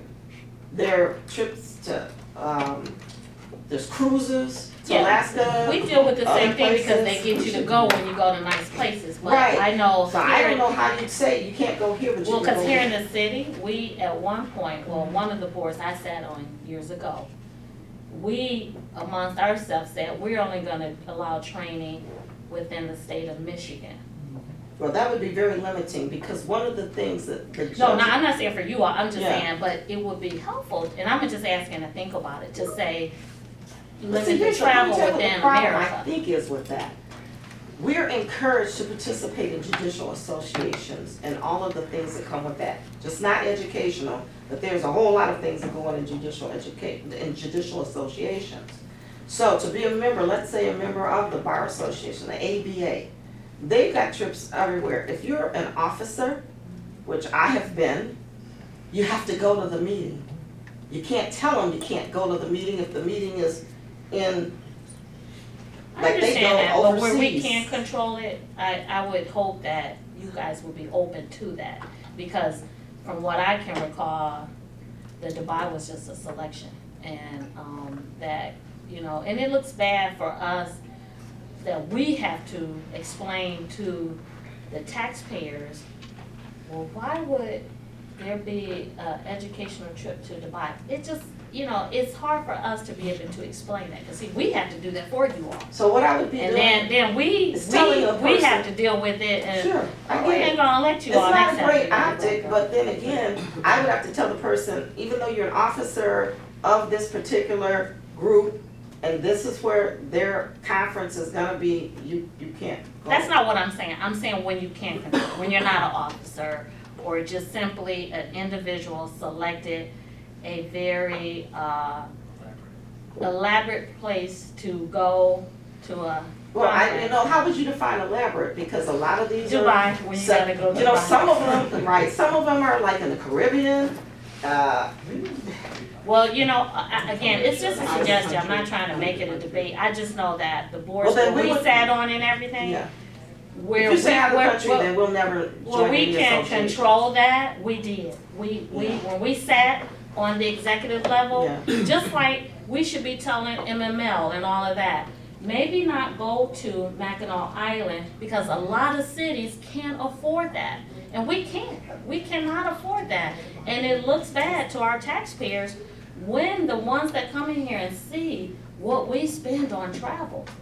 And again, I'm not trying to say you're doing it, we're in the same boat as you are. Right, yeah. And I'm saying we can police ourselves. All I'm asking is, if the opportunity arises, think about where you can police yourselves to say, look, if you're not on the executive board, where you're not, blah, blah, blah. People, and not just you all, we all have to remember as the city, this is not a for-profit, this is taxpayer, and we're getting less and less and less every single year. But yeah, everybody, we've got to make improvements to buildings. Don't even get me on salaries, benefits, and all that. At some point, you're not gonna have the money to pay for all this. And when we can show proactively that we're trying to save some money, all I was asking is, when you can't police, I just gave an example because one of the boards I sat on, and Mr. Zorn, you remember, we stayed in Michigan, that was it. And I know it's different when you're on the executive board, I'm just saying when there's an opportunity, and you can't control other people, but when you can, if you're able to create some policies, maybe you should. That's all. Well, thank you for the suggestion. I mean, I can think about it, and it'd be very hard to try to figure out how to carve it up. Check with the city attorney. Thank you.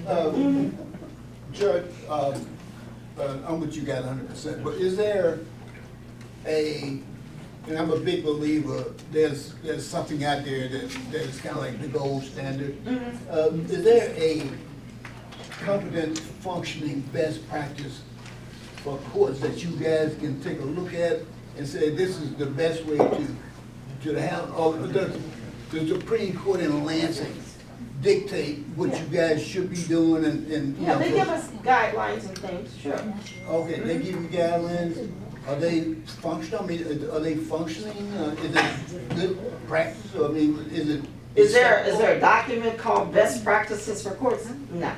Okay. But they give you guidance on issues and how to run things and how to do certain things. They do give you that. Okay. That's what our regional managers are for. Thank you. Appreciate you all. Okay. You're all set with this? Yes, ma'am. Appreciate you, thank you. Thank you so much. DDA. Sure.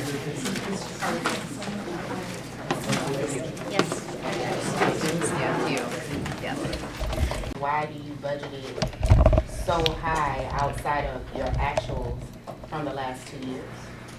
Legal fees are one of those things that are, we don't know what could happen, but I do know that we just had a major fire in our district, and there is a reason to make sure that we have the money to pay for legal fees should we need them. But why? I'm trying to understand, why would you absorb legal fees because you had a fire in the district?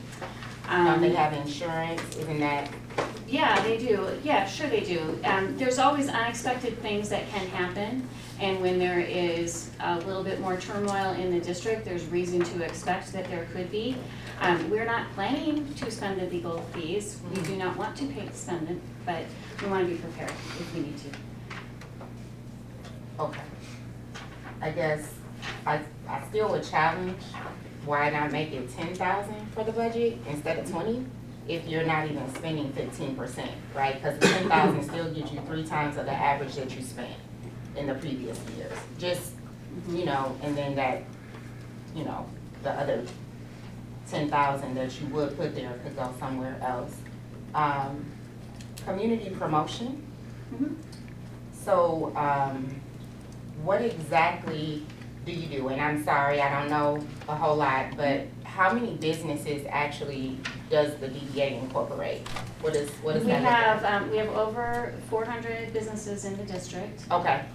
Yeah, we have over 400 there. The community promotion, we have a strategic plan, and one of our economic development strategies to help us achieve our goals in our strategic plan is called Cornerstone Connect. And it is, it's a strategy designed to increase awareness of the district and the redevelopment activity that is taking place. We want to support the businesses so that we can attract them, retain them, have them stay and have them expand within our district. We encourage community participation and volunteerism, and we're working to promote the district as an investment-ready destination. So some of the ways that we're doing that is we have our Greet and Eat events during the summer where we have food trucks, and we're moving to different parts of our district because we have a 1 square mile district. We want to raise awareness of the different areas in that district by having events. We do visit spotlights, ribbon cuttings, tours. This year we are starting a Cornerstone Volunteer Corps so that we can do some bigger projects like a walkability audit, bikeability audit, and things like that. And then we also are running a Cornerstone Comeback campaign where we talk about what things used to be like and what they are now. And we do tours to bring awareness to the historic buildings that are in the area, and then also inviting elected officials to come and visit with our business owners. And those are all things that we're doing to help raise awareness of the area and make it exciting for people to, we want people to think about our part of Southfield when they are thinking about opening a business. So full disclosure, a couple of business owners, I guess, have reached out to me just to talk about what they would like to see that are actually in your district. And so you say you have about 400. Do you have metrics on how many of them you reach? And what types of events do you actually support them on? And how do you engage that large group of business owners to find out what the individual needs are of all of them? I think a lot of our business owners are being vetted by the city of Detroit right now in that area. And Detroit, of course, under this new administration, has a very robust plan. I think is very advantageous, but nevertheless, it's attractive. And so I guess for me, how do you, like, what are your KPIs to make sure that you're actually serving 400 business owners, right? Because that's a lot. And what could you tell me that the $138,000 is going to succeed?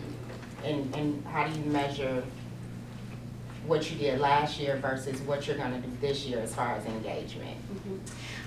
Well, in 23, there was no communication at all, of no formal education setup or communication setup at all.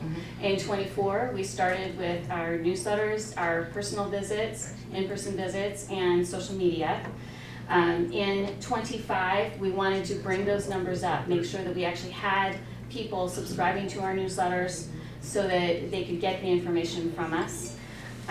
We are starting this year, we're adding a grant program where businesses can, one of the things we want to make sure happens is that people are getting a certificate of occupancy, because probably our number is higher than what we have on paper as far as the number of businesses, because that's based on the certificate of occupancy. So we want to help people get the certificate of occupancy, and we have a grant program that will be aimed at a certain area of our district to help improve the way that area looks.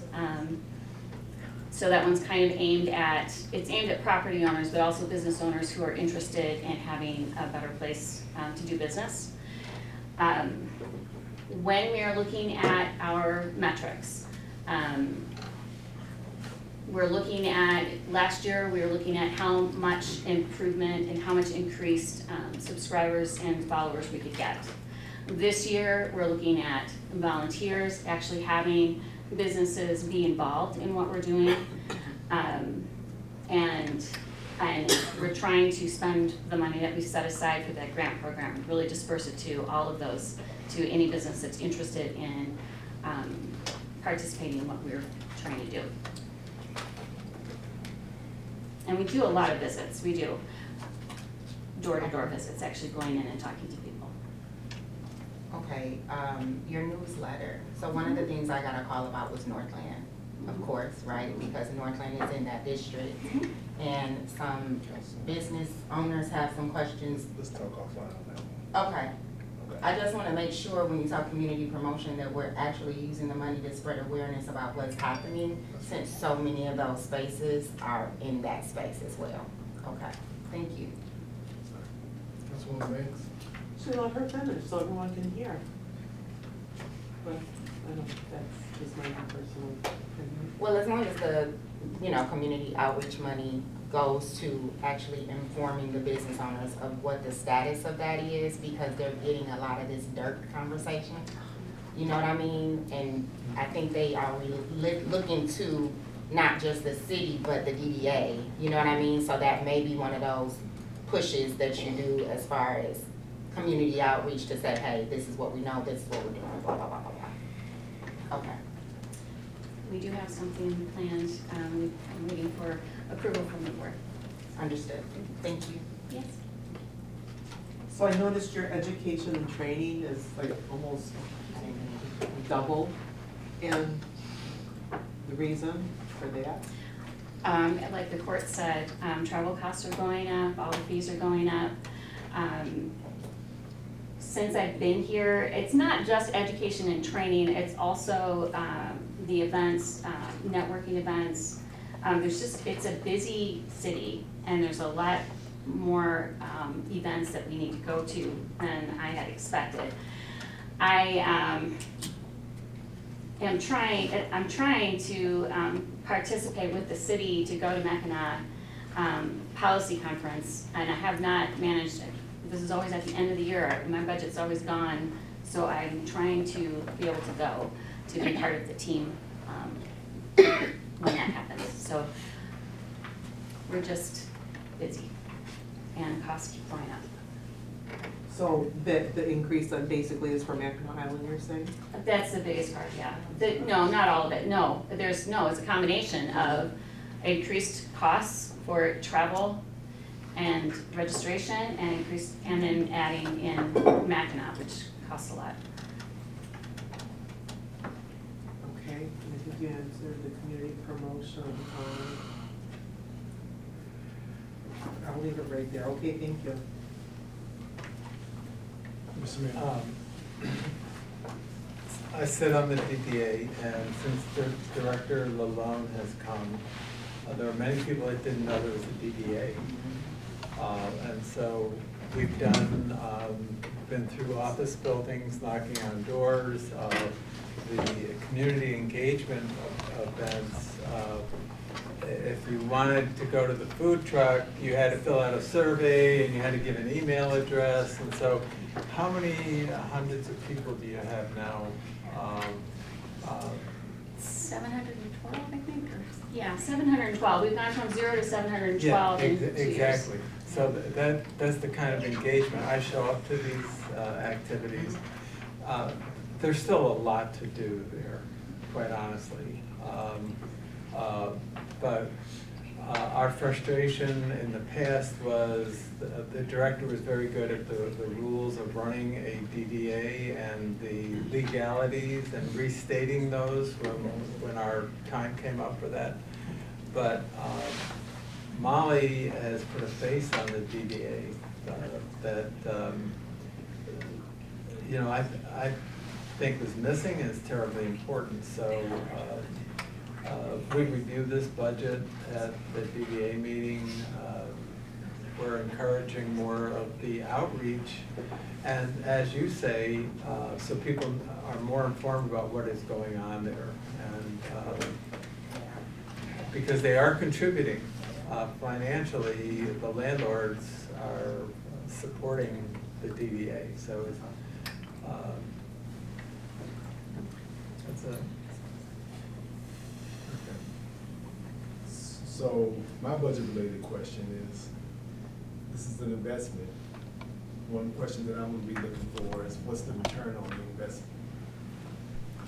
Have we received any value financially this year based on the investment from 26 budget? Are you talking about improvement in property values? Is that what you're asking about? I'm looking comprehend, however you want to quantify or qualify it. I'm looking for, we invested money into DDA. You know, you have a strategy. Did we achieve the strategy by the investment of the money allocated from last year? Is there a My best quantifiable- answer to that is this is a long-term investment. We've got some really, really big projects there that are very complicated. The momentum is building, and that's important, and the excitement is building. We have businesses that lost their business homes in a fire and they're still looking to stay within the district and to rebuild within the district. That is a big deal, that's really big. So I think that when you're talking about a DDA, especially one that has been struggling for years, for legitimate reasons, that we are gaining momentum right now, and that is worth the investment.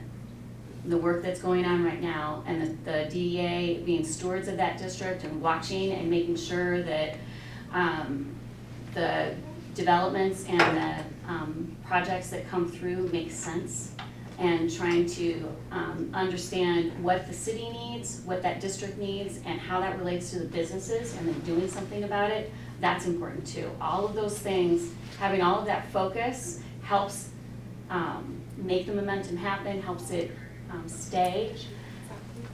So that's what I'm thinking about. Thank you, Mr. President. The only question I have relates to the education and training, and it's actually not a question but a comment, just as I stated to the courts. And when you mentioned Mackinac, just like for council, we all don't get to go. So I wouldn't expect you both to go, because I don't know if that's what you No, know. this is for one person, my goodness, it's so expensive. And that plus, I guess, and maybe this is just general, not just related to the DDA, is that, you know, on some of these line items, we can't just go doubling them and all of that. I'd like to see a progression into them if we can, especially if we don't have the history to show past experience, if you will, because sometimes I think we're just throwing out numbers, and I think Councilwoman Bland mentioned that, you know, where it can be used elsewhere, but certainly, you know, we want you to be a part of that. Anyway, I just didn't know if when Councilwoman Blanks had asked, I didn't know if you were saying like as if we both have to go or whomever, because I know that's not enough anyway, what was there, but I just want to make sure and state we all don't even get to go, so, thank you. Is there a feedback on that one? This is coming to you. What's coming in? What's going on? Yeah, just want to say one more thing. Yes, sir. You know, so what Councilman Pope said, you know, with the budget, so most of your revenue comes from the special DDA millage, correct? You know, and we're looking at a shortfall of $138,000. So that's where, you know, if you, I don't want to say you nitpick, you know, but. Okay, no, actually, that's not, what we did was, the DDA board decided to take money from fund balance on purpose. One was for the trailhead, from the DDA's fund balance, not from the city. On purpose, one is for $100,000 for a trailhead along the 9-Line Regional Trail at Rutland, right in front of OCC. We're going to put signage there and seating and, you know, landscaping, make it look good. That is in partnership with the planning commission, and they are actually building that trail. Right. So we're contributing to the trailhead, and then the other was voting to take $50,000 from the fund balance, again, towards the grant program. And when you're a DDA, you're not supposed to stockpile your funds, you are supposed to be using them. So this is a way that we can do special projects and make sure that we show that the fund balance is being used responsibly. So do you know what the fund balance is or will be after this year? Yeah. After 26? Yeah. So what we would do is look at what if there was a budgeted use of fund balance in the current year, and I don't believe there was. No. So what's their? So 1.6. Yeah, 1.6 is their fund balance as of June 30th. Okay. So, and this is an appropriate use of that fund balance. Yeah, I don't have a problem. You know, it's being used in the DDA to hopefully make it more enticing. But the other thing, you know, the mayor said that there's a lot more happening. You know, last year there were food trucks, ribbon, I mean, there was a lot going on.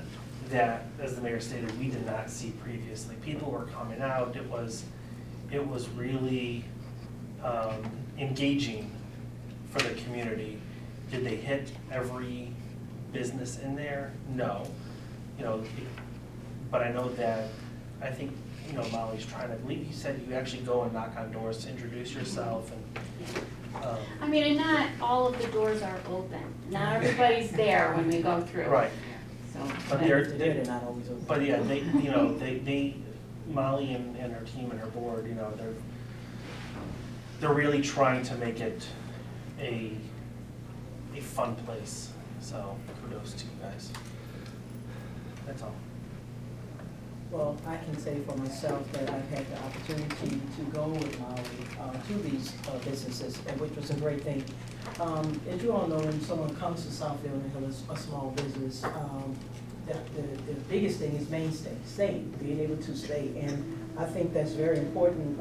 What happened with that, when I was on the chamber, we had the main event. Southfield was never, ever involved in the main event. I was livid because of that. I can say that as a result of her being here, I was able to attend the workshop they had, and they have extended some of the things to be inclusive of Southfield, because we don't have a main street. You know, we don't have that sort of downtown like every other place do. So to me, that is almost like that area was a blank, and it came to light. And I think it's just a start of what's happening. And I'm just gonna say this to you, I think you came today, it's more or less, you deal with the figures, but I think we don't really get a chance to see and know all that is happening on a list by case basis of what's really going on. And just even with Burlington being in that area, people are saying, well, why do we have to have two? Why do we have to have them down here? So it's just keeping these businesses in survival, and that's to me part of what she does. And it is some education and networking. The event we had at the community college, that was great. That was a grand event. So it's bringing people that would not normally come. I remember calling people, telling them. I remember going to the Shop Small, we did the posters, and the guy told me, he said, no one has ever been in here to talk to me. And there were several people that said that. So we need to do more of that, and it was just a few of us doing it. And we didn't get to do it in the magnitude because there was not a lot of people. That matters to people when you have their business, and I'm telling you, it speaks volumes. So, you know, kudos to you for doing that, and keep that up. And, you know, I know some of this is, you know, looking at the training and all that goes with it, because it does matter. I mean, one guy just like, nope, I want to talk. You know, but he didn't get it. He didn't get that we were here to help him, you know, instead of take from him. So that's just key and important into welcoming people into Southfield. And businesses need to be welcome. And it takes money to do some of those things. And it takes money to train people on how to do that. So, you know, keep up the work on that. I would just add on the, because to the question. So one of the things we want to do, we understand that the DDA has many small businesses. And so we are pushing certificate of occupancy, because there's one or two buildings where, as some of you know, they're just there. And that's also a safety issue. But then when you go through the permitting process, that is a hurdle sometimes in launching a small business. So we're, Molly and one of the other board members and I have worked on this grant program that if you follow all the steps, then we will reimburse you for some of the permit fees. Up to 5,000. Up to 5,000, which, again, launching a small business, occupying vacant space, this is kind of a leg up. So that's one of the things that we're doing. So they will have reimbursement. I've been envious of the Motor City Match. Yeah. So when you talk about supports for small business to retain, attract, I'm looking for, should that be part of a budget line item to support DDA in retention and attraction of business in the DDA? And that's a great metric to capture. And it is a part of a plan that has to happen too, though, you know, seriously, because that's a whole thing to talk about how to do that. I mean, That's one, economic development, and also just a strategy. It's a strategy for them, you know, and You also need to be careful though where those dollars come from. They need to be recycled dollars. There's actually, you do not have enabling legislation to allow you to use tax collected dollars for such programs. Motor City Match is a number of foundations putting in, or recycled dollars. The sale of an asset or something where those dollars are coming back. I've gone through this in 2 other communities, so a little tricky, but it can be done. it's likely to happen when we see movement. People are willing to give when they see some accomplishment and some progression. They really are. Yeah, I wanted to comment, I think your measure is what's happened in your tax base. Your increment is growing. And then as the city, as a partner with the DDA, your investment in infrastructure. You have rebuilt every road since 2014 with the exception of J.L. Hudson. You've rebuilt water, sewer. J.L. Hudson is horrible, but we've come a long way. I mean, Northland, Providence, we've also been received a number of grants. Vince Gregory got us money for Providence. We got we continue to push that. You have 2 major anchor institutions, the hospital, and remember that the hospital is a teaching hospital with MSU. You got 199 med students, nursing students from LTU are there. American Caribbean's got another 50 med students. So you've got that. You've got LTU working on forming their PA programs coming together. As they're also working on a med school, which, as you see these things happening, that anchor institution, and then you got OCC as another anchor institution. Yes, the first mall built in North America, dying, huge investment on the city. What I like about what I see the DDA doing is a very traditional Main Street approach, spending their budget, and Molly, you're gonna have to help me on those cornerstones. Promotion, communications. Promotion, organization, design, and economic vitality. A little bit of money in each of the cornerstones, and it's that as an economic development principle has been a real good economic development tool. And in Southland, it's been said here at the table, we didn't have a traditional downtown. The mall functioned as the downtown for forever. Well, now you're repositioning that. Reality is in the next month, you're gonna have 30,000 new square feet of retail open up on Greenfield. Not a lot of cities can say that in an era when retail is getting its butt kicked. And if you look at a couple of other things, I say the 5 buildings that dance around the mall, which you've seen, there's some things come to fruition. You could see 2 more buildings of 50,000 square feet from the Northland Diamond Center to the building adjacent to the dome if that moves forward.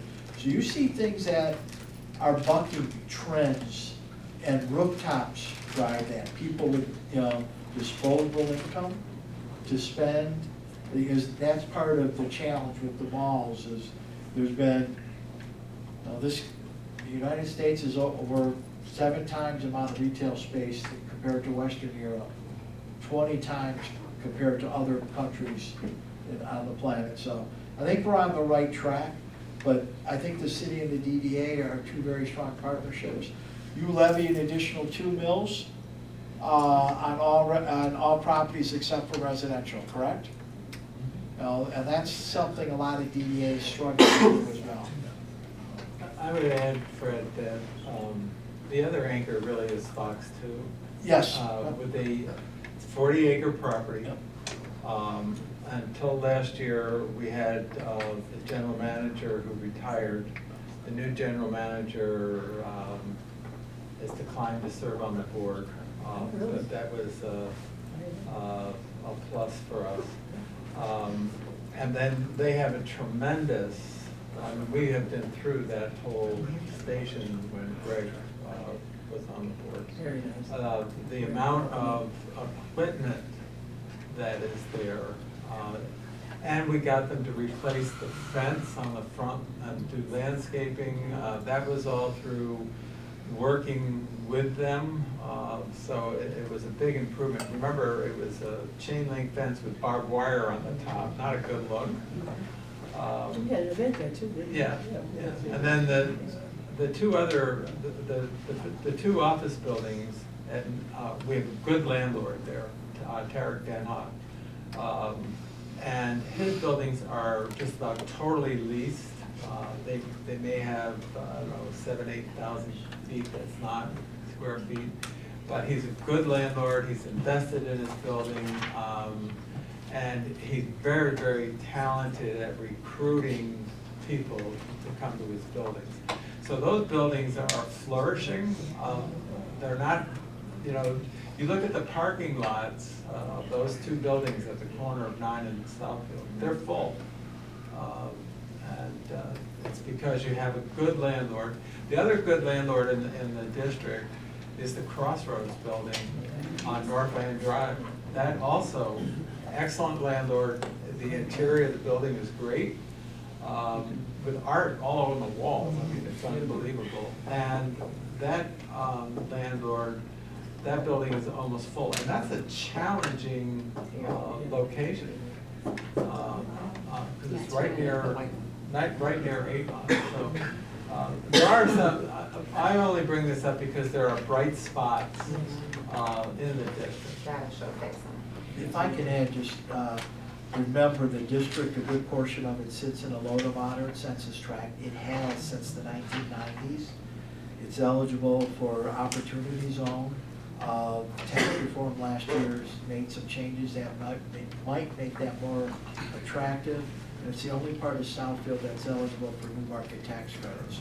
We're not like the city of Detroit, where the majority of the city is an eligible census tract, as well as eligible for new market tax credits, or the same thing in Pontiac. I was talking to some people in Lansing on Tuesday. You know, the incentives available in Pontiac, every neighborhood's eligible. Yes, it is. So, and those things matter in scoring and competition. But with this could very well be the last time that the census tract of Southfield is eligible for some of those tools. By the time the 2030 census comes from. So. Thank you. Thank Well you. said. Thank you. Engineering and stormwater. Page 84. Sorry, what page? 84? 84. Anticipated revenues of 1.6 million, primarily interfund charges. Total expenditures just over 2 million, and 8 career employees.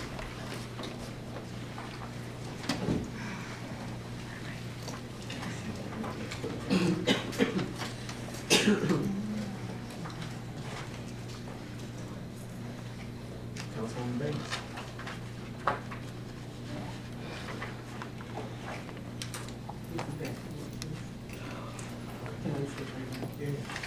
Mr. Mayor, I don't have anything right now, except we just don't have enough road money. Right. And spot repair money. Councilman Burwell. No questions.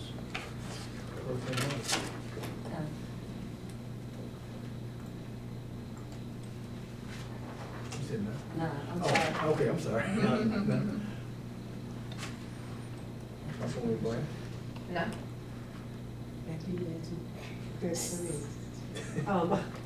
So when you talk about the road money, is it all in the engineering or is it public services? Public Works. Public Works, Yep. excuse me. And I know they're kind of sort of connected, but Kind of. why, Yeah. yeah. So, next budget. Right. You don't put a road down without engineering, Right. so. Well, I'd like, if I may, Mr. President. So your capital project, we have Barwick Woods, can we get a status for council? And then, if you could just touch on, for council, what reporting you do annually when there's a discharge, or, I know you have an annual report you submit, you know, and then if you just touch A few years ago, we did a lot of work on the concept of a stormwater utility. Sometimes when you folks are in legislative meetings or meeting with other cities, Ann Arbor, there are communities, City of Detroit has a stormwater utility. We don't, but if they could just, a couple minutes on that. Sure. Good evening, everybody. So first, I'll start off with Barrowbeck Woods project. It's just for a reminder, it was a bioswale rain garden project that was funded through the Great Lakes Restoration Initiative project through SEMCOG. So that was a fully funded grant-funded project, and the contractor is underway. They're about halfway through. They've gotten all the grading done and the earthwork. They just need to do the planting. So that'll be completed within the next month or so. And then as for like the stormwater utility we talked about, we did some background assessment through a grant as well, looking at the opportunities that would be available to the city if we adopted a utility. And unfortunately, right now, stormwater is kind of an unfunded mandate that we have here in the city, and a lot of the capital projects that we do, we can only do if we get grant funds to do them. And a lot of these, you know, we try to incorporate into our parks, into our properties that we own, but a utility would allow us to use some of that money to actually fund capital projects without grant funding or in cooperation with grant funding. But it would also allow us to use some of that funding for maintenance of storm systems, which we actually use a lot of money and for roads as well. So some of that funding could go toward road projects as well if we did have a utility in place. So that's still a consideration in the future. And you know, for our stormwater permit through the city, we're required to go out and test our waterways, test our outfalls to make sure we're not polluting. You know, there might be misconnections. A household maybe was connected the wrong way years ago and didn't realize it. So annually we go out and test those outfalls through our stormwater permit. We also do public education outreach stuff like that. And I'm trying to think what else. I think that's kind of gives you an overview of what the stormwater permit is required for under the state rules. Thank you. So, Sure. I just finished. Thank you. How many people right now are working, excuse me, in the public works area? In the engineering department? Yeah, anyone in the engineering department working over there presently? No. Because I know there's been some discussion about possibly relocating the engineering department over there. Yeah. Is that correct? So with this budget, we're working on the creation of a compliance unit. So compliance, and Abdul Lee might need you to help me out here. Backflow preventers, lead copper, storm would eventually fall under there. We want to eventually bring compliance under one section. And then engineering for design and construction management and supervision. Those are the things that you'll hear Abdul and Lee speaking about. But it's, right now, years ago, Councilwoman Banks, you might remember when Gary was here, when he was originally hired, it was all one unit. I'm trying to get that realigned back together. And as our obligations for compliance pick up, bring that under one group. We're gonna have some, you know, it's anticipated that we'll have some retirements within this fiscal year. So this is the opportune time to start making that happen. Where will the GIS coordinator go? The GIS is in engineering right now. Well, I know, but I'm saying will the GIS coordinator then move to Public Works or stay on this campus? I don't think we've made that decision yet. I think in the interim, at least between now and the next year, we'll probably spend the majority of the time here, but that could change.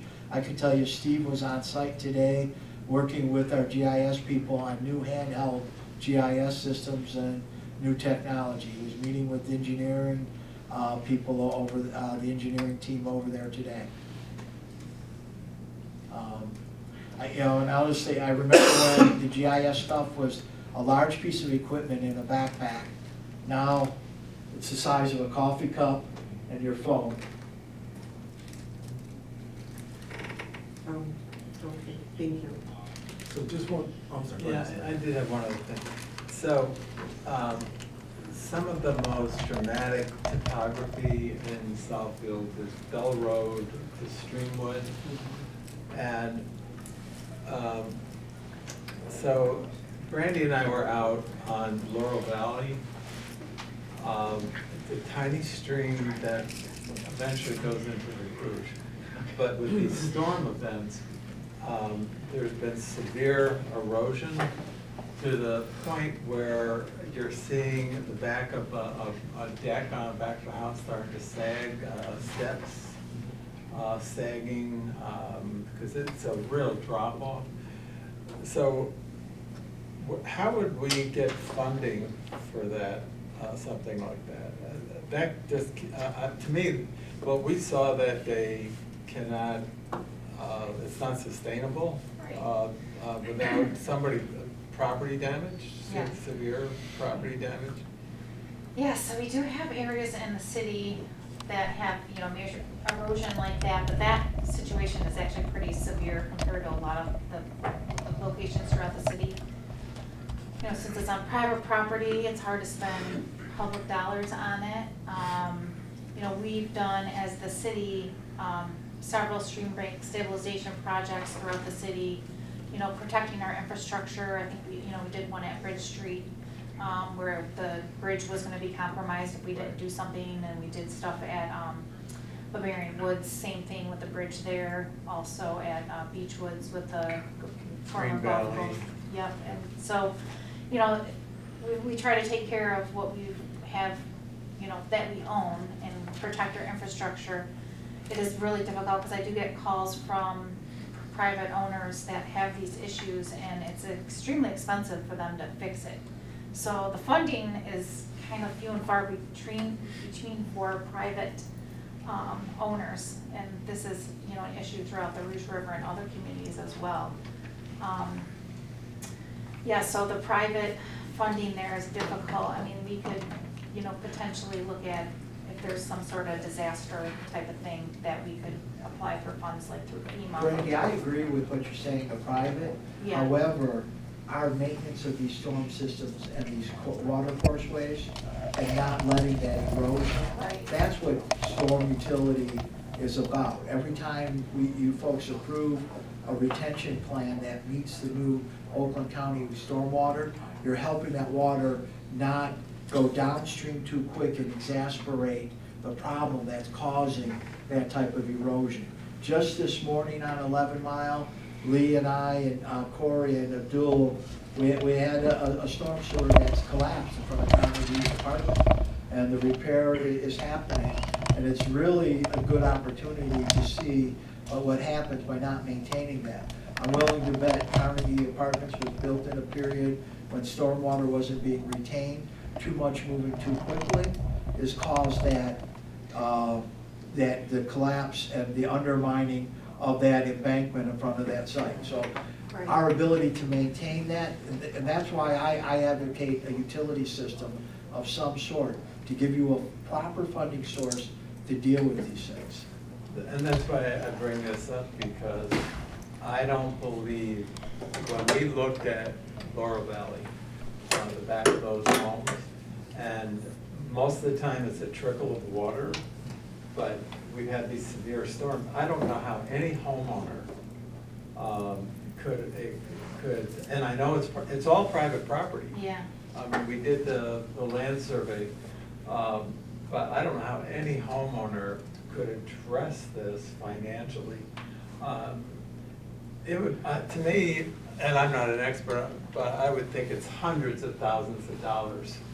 Yeah, that situation would be probably that at least. Yeah. I mean, we can, with the utility, and if we did that, we had that in place, we could, reduce flow coming from upstream, which would, lessen problems in the future. We could, do some regional detention, incorporate green infrastructure to some of our projects, build some areas that would retain the water before it gets to that river there. And it is a slow trickle when it's not raining, but I'm sure when it does rain, it does, you know, really flow through there pretty quickly. Yeah. Thank you. Yep. Just bring that up, it's pretty severe. Yeah, I just want to bring up, when I first got on council, I sat with Brandy and as an accountant and a finance person who dealt with numbers. She was very gentle with me and taught me about stormwater. And that lesson has been with me and we did site plan and everything. And so I just want to thank you again for being kind to a professional person who had never heard of stormwater. Sure.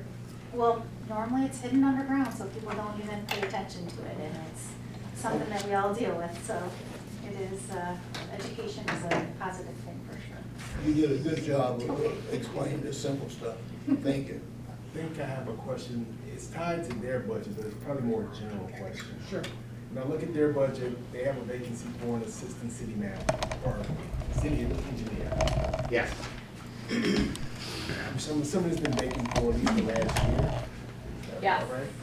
So overall, when we have these vacancies and they haven't been filled, do you have a running tally of vacancies and how much we're underspending from existing budgets? Do you track that at all? So we do look at that, but only annually when we're doing the budget process. Because I guess my question would be for them, if we haven't filled that position in over a year and you've been doing the work, is there still an aggressive effort to fill that position? Or, because I know in my case, I have several positions that have been open and I've been redistributing the work. So now I'm like, do I need to fill this position anymore? So I think this is part of the bringing engineering back into public works. Okay. That position is going to be moved over and probably restructured. So I guess that's what I'm looking across the board. Is there a restructure for some of these vacant positions and then we then do an amendment to the budget, or are we going to continue those positions carrying on? Mid-year, we could move forward with a budget adjustment. As we put the engineering together, group together, there's a combination of monitoring our construction projects. Right now, we're very reliant on private contractors, HRC and OHL primarily, but we want to move more of that in-house. And it was that way here years ago. We believe there's a substantial savings in doing that. And there may be some minor design projects that they're doing for us. I don't think we've gotten that far. I think Abdul and Lee to better answer that. And I'm open to new thoughts. As the GIS, there has to be an interface. If I learned anything through COVID, I could cause, during COVID, and last week Steve was home sick, he was preparing things for me at home that I needed. I know I use a lot of GIS stuff, building uses it as well, but engineering needs that information as well. I could tell you our team is looking at new technology where a service will drive our roads and point all of our signs, all of our trees, all of our manhole covers, where we're just trying to build additional layers of information for maintaining our infrastructure. And it's even coming, the evolution on this is even coming to a point to where as AI moves in, our vehicles will be able to drive streets and pick out where things are missing. And so there's an evolution happening very quickly. Staff can speak to, I think we had a couple people at trade show last week. I think Tim was there, and he was sharing with me some of the things that are happening with technology well. So that kind of still a resource from you all. Yeah. But you hit where I was going with one of our pillars right now is ways of working. And so how can we use AI to fill gaps when necessary? So I'll just... And I'll share, I mean, Mr. McRena has talked with Priority One, who's out picking up garbage every day. And the conversation has been, folks, you got these cameras on these trucks, you could be selling a whole nother product in every community. And when we're talking about AI, your trees, your stop signs, as those trucks come down, imagine if we were getting that information on a weekly basis. Because instead now, and a sign will be down for 3 or 4 weeks, people drive by it, no one says anything. But if we could get that sooner, we can respond better. Yeah, because there's a sign down at Bergen on 8 Mile, and you can't see when you're turning. Bergen 8 Mile? You got that, Abdul? Yeah. I called 3 in this morning. It's complete. And I it's just not don't even understand, we have so many trucks and city vehicles and code enforcement. How come we can see it but no one else can see it? I just don't understand that. You just see your area. What? You just see your area. No, I don't, I drive all over the city. It's all over the city. It's a lot that they can and can't do. I'm gonna tell you, it's starting to increase with a lot of things happening. But I'm saying I feel the same. there's city vehicles. Right, but it's a lot going on. That's a lot, I'm telling you. I see a lot too. And I don't understand that. it's a lot to cover because you just got a lot of people thinking they can come here and do things. I just had a comment. Oh, I'm sorry. Director Reed, just a comment, if we can keep it on the radar, 8 Mile and Telegraph. Yes. I could be following up with that. We talked about 8 Mile and Telegraph earlier this week. Yeah, a month ago, they thought they would be starting in about a month, so it's time for a follow-up with DTE. Thank you, I'm just. Yes, sir. Moving on. Okay, Public Works, our last department of the evening. All that stands between us and dinner. Page 180. Estimated revenues of 95.2 million. Total expenditures of 108.8. And 92 career employees. And remember, this covers expenditures within the general fund, major streets, local streets, water, sewer, and motor pool. Mr. Mayor, you're up first. Oh, you'll have to come back to me, I think. Mr. Barlow?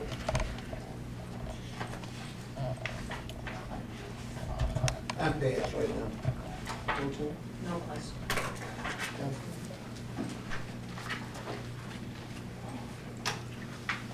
It's not budget related, so no. Thank you. Well, no. Since everyone else took advantage. Why can't we, when we patch potholes, the material we use does not stay in there? You know, I watch the guys, they put it in there, they take a shovel, they pat it down, go on their way. 10 minutes later, it's all over the road, it's not actually in the potholes. I've seen the county and other cities sit there like meticulously, you know, with a, almost like a, yeah, you know, smashing it in there and it works, it holds a little bit longer than, 10 minutes. Why don't we do that? So it depends, it depends on the material you're using. So cold patch is not meant to last long. Cold patch is really to last you through the winter so you can do a more permanent repair during the spring and summer. Historically here, so ideally what you would do is you'd cold patch in the winter, tide you over, and then the spring, summer you get hot mix and you patch with the hot mix. Historically in Southfield, DPW has not used hot mix. We've just been doing cold patching. So we do cold patch year round.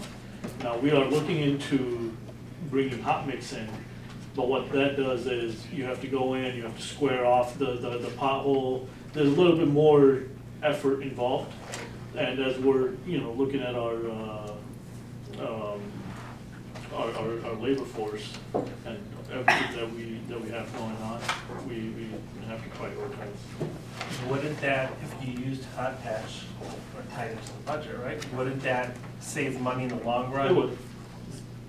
And we are going, even this year, what we're planning on doing is, so the areas where we're patching a lot, we're going to use our as-needed contractor to do entire, 50, 100-foot sections, so that we don't have to keep coming back to those areas. Okay, and then just another quick question is, after a water main break, you guys go in, you temporarily fix it. how long does it take to refix either the grass, the sidewalk, So, and is that done in-house? so typically the water mains happen over the winter. Right. Right, so we'll leave it gravel, and then we'll refill the gravel as it deteriorates, but, now we're getting ready to send contractors out to do the restorations on the pavement. The grass restoration we do in-house. And that, again, as soon as the spring starts, we start knocking those out. Okay. There's a seasonality on the restoration. Obviously, we can't restore things, pretty much mid-June till September. That's usually one of our hurdles. The department keeps a running list of all those sites, and as soon as we get the right conditions, they work on that. And Abdullah, how many hot patch boxes do you have, 2 or 3? We have 3. Okay, and only a few years ago, we had 0. But we don't use hot patch. Well, so. We do. We use cold patch heated up. So those are hot boxes that are heated up. So that's what, so it helps a little bit, but not really. Okay, and then the other question is budget related is, the budget's got so many different, I'm looking for, forestry is under you, correct? Yes. Where would I find trees? Roads.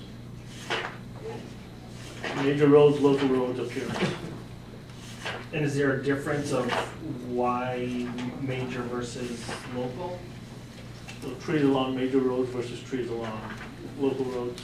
And I know that we talked about potentially increasing that budget to get more trees. Has that been done, and where would I find it? I know we discussed it, I don't remember the numbers off the Is it in road maintenance? No, it's in appearance, major roads, appearance, which is on page, Well, I'm looking under, I'm looking under more local roads. so major roads is 195, page 195, local roads is page 202. Okay, you said it's under what? Page 202. Oh, and what am I, what category? So contractual professional, it actually is decreased, however, and the major roads is also a decrease. However, we are increasing forestry positions, so that will give us the capacity to do more work in-house.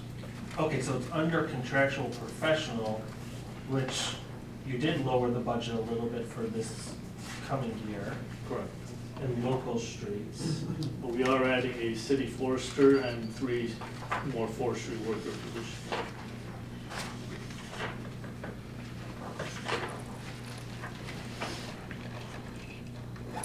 Okay. Thank you.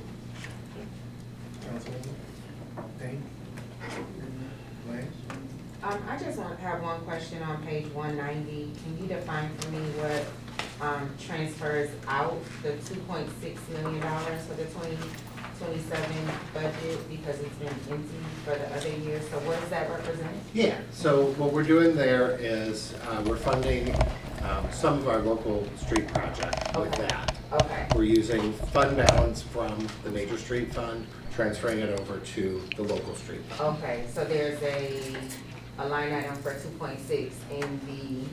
It's actually local more street? than that. Okay. Yeah, it's Magnolia and North Gardens. Oh, okay. We need to cancel that. Oh, okay. That's to live near the mayor. I move. It's actually the other side, it's not even our side, but thank you, Austin. Councilman, Close. on page 197, Okay, you'll see the sources in for local. Okay. So that's the 2.6 there. thank you, I was just wondering how that works. Tune I change. appreciate it. Sources there. Yeah. You'll have to drive the other side of the neighborhood. Oh. We got our side. Did you get that grass?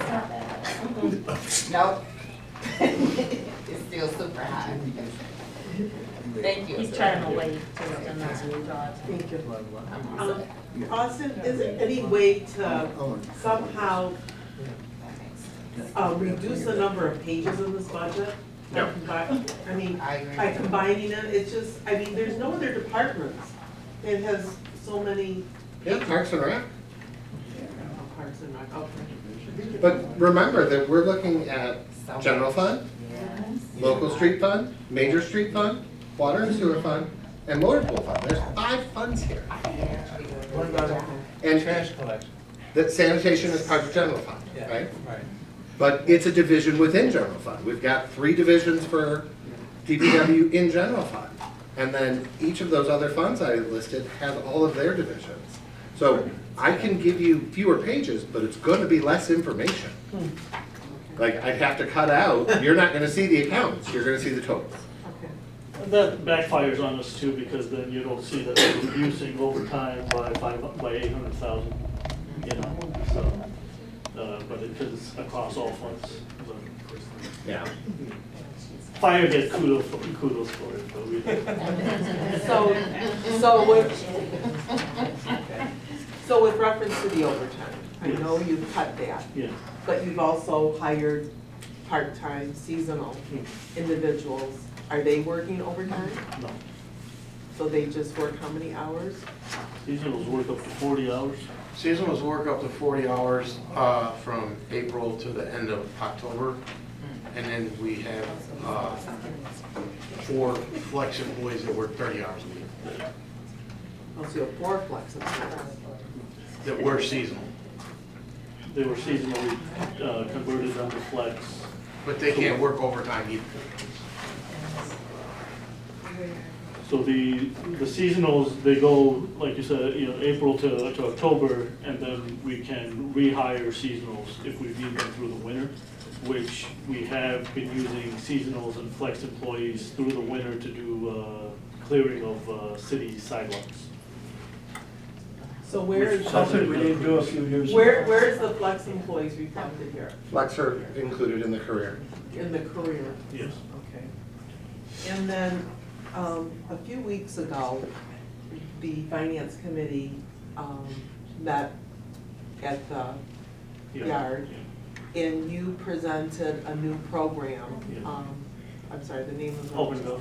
I'm sorry, OpenGov, yeah. open.gov, which was very impressive. But you had stated at that time that you had over 1,000, was it over 1,000, logs into that program? Well, so we And- have over 12,000 tasks since we've started since we've gone live with the program in December. So that's 12,000 tasks that we've either performed or are planning to perform, right? I think we're averaging around 500 tasks a week that we work on. Okay, and the reason I'm asking is we had a letter this week regarding a resident and a problem that, you know, you identified, Yes. and it kind of got lost in the system. My concern is, how many other tasks are lost in the system? And is there a way that you can take some of the supervisors or whatever to go through to make sure maybe something that's down at 500 needs to be put up to 100? Because we know every single day there's gonna be additional tasks entered.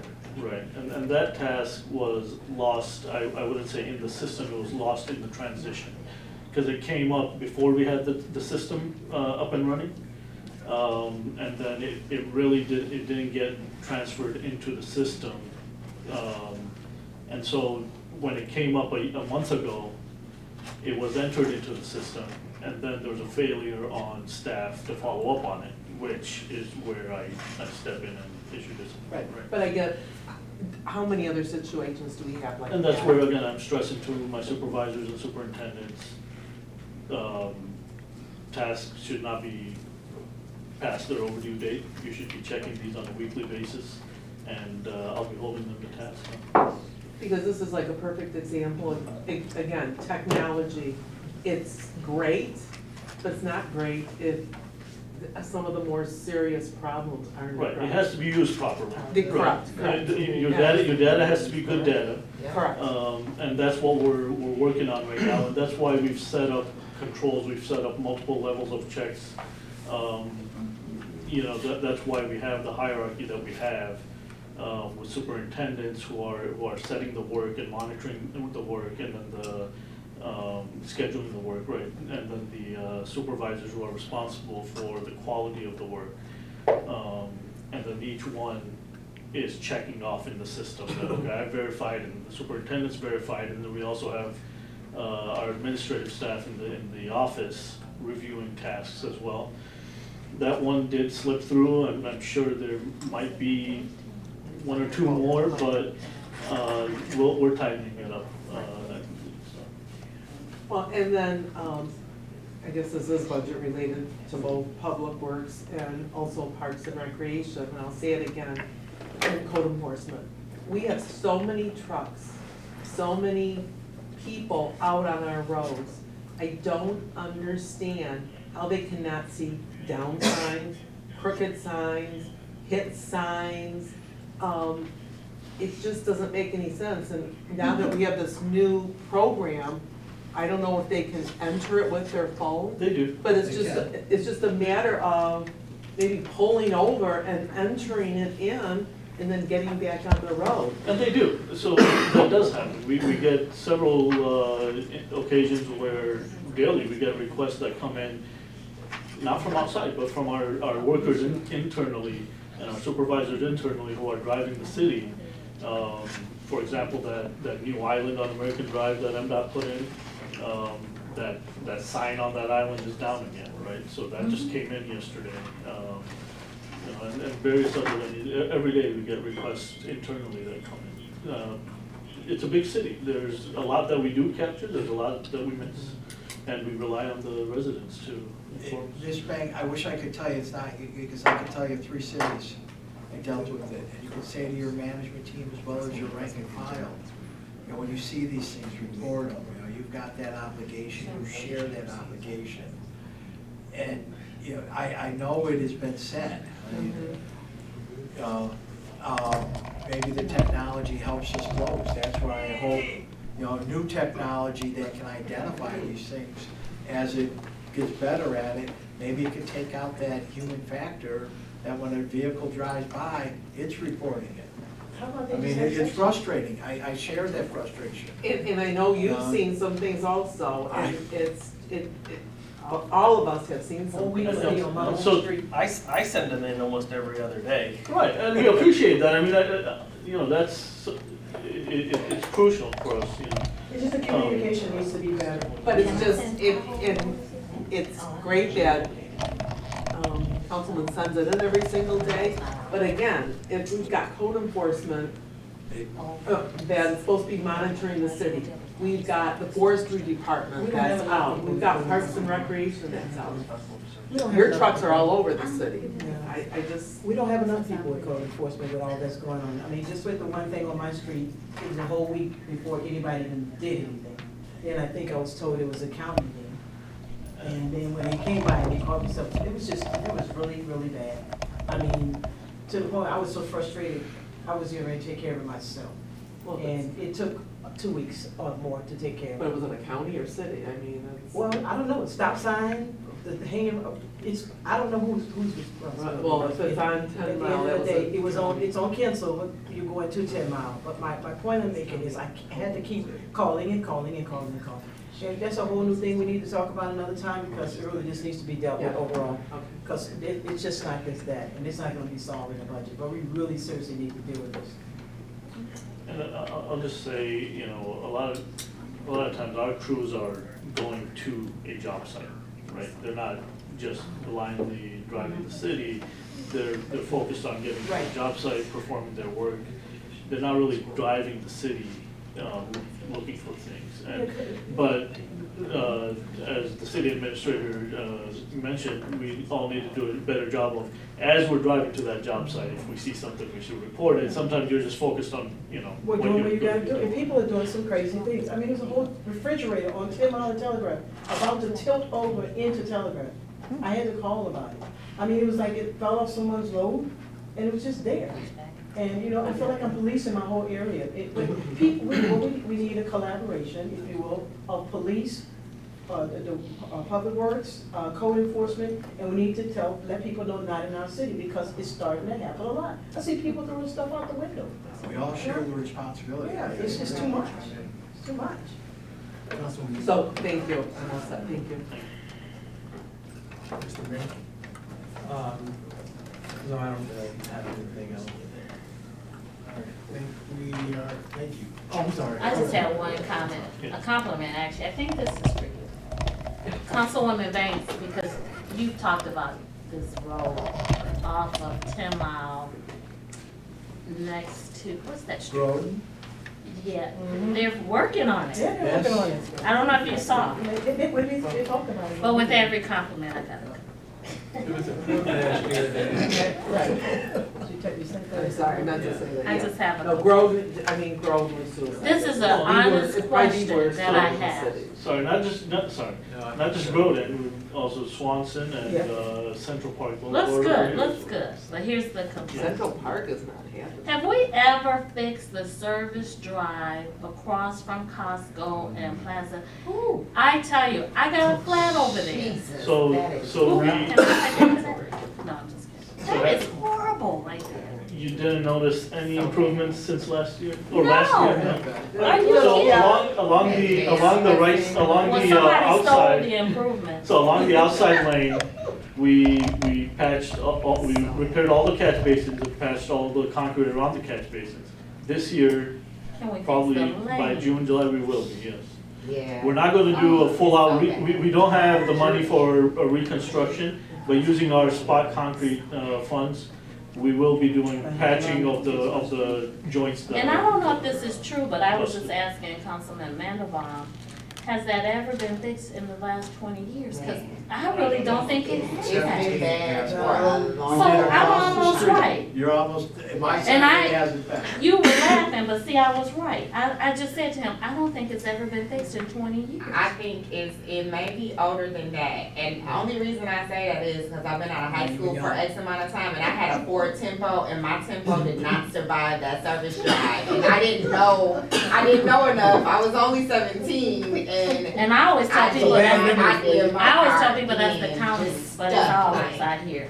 tired as Well, well. part of that is the county, and part of the service drive is the county, off of the It's ours, expressway. right? It's ours. It's ours. By St. John's, I'm Oh, on the other Mr. side. Schweitzer, By St. that's horrible. By St. Well, that's John's, the end of the ramp. well, it goes past, it goes all the way to whatever street that is, then it goes into the city. Anyhow, I talked to Lee about this. It was When it the does small get tours. done, it needs to go on a road diet. We don't need 3 lanes. Right, Lee?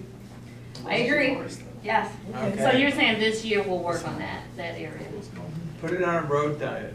Well, we have it's not a reconstruction. When we reconstruct it, we'll do a road diet, but right now it's just a maintenance, fix. I understand that, but whenever that day comes. Yes, I got it. Maybe when Councilwoman Bland is 77. Maybe that's when we'll get to it. But she's still on council. He said maybe when I'm 77, we'll get to it. Wow, okay, but I appreciate that work over there off of 10 Mile. You know, But the service drive, Yeah. is, maybe we'll say, if Northland opens up or get a building open, we'll make sure we get the roads done right there. 60 years. but- Austin, where are most vehicles that are they assigned to Public Works Motor Pool, or are they assigned to the department individually? So vehicles are generally assigned to the departments. They pay motor pool a rent, right? They're purchased out of motor pool and then they lease that vehicle basically from motor pool, right? motor pool has their own vehicles that they maintain as pool vehicles. Okay. But every department has their own vehicles as well through motor pool, maintained by motor pool, I should say. Okay, that's what I was looking for. But I must be very benevolent today, but I want to thank you and your department for when you were doing the work on the fleet. Yes. And I know you guys were very generous in pulling a lot of stuff together and making those large copies and all that stuff, so I want to thank you. And I want to thank Austin too, because Austin did a whole lot of work. So this is my week for thanking everybody. Only 1 week. One week a year, yeah. So Austin, next steps. You already mentioned that we're gonna have an updated budget. Yes, so we're gonna take all the changes that I mentioned earlier.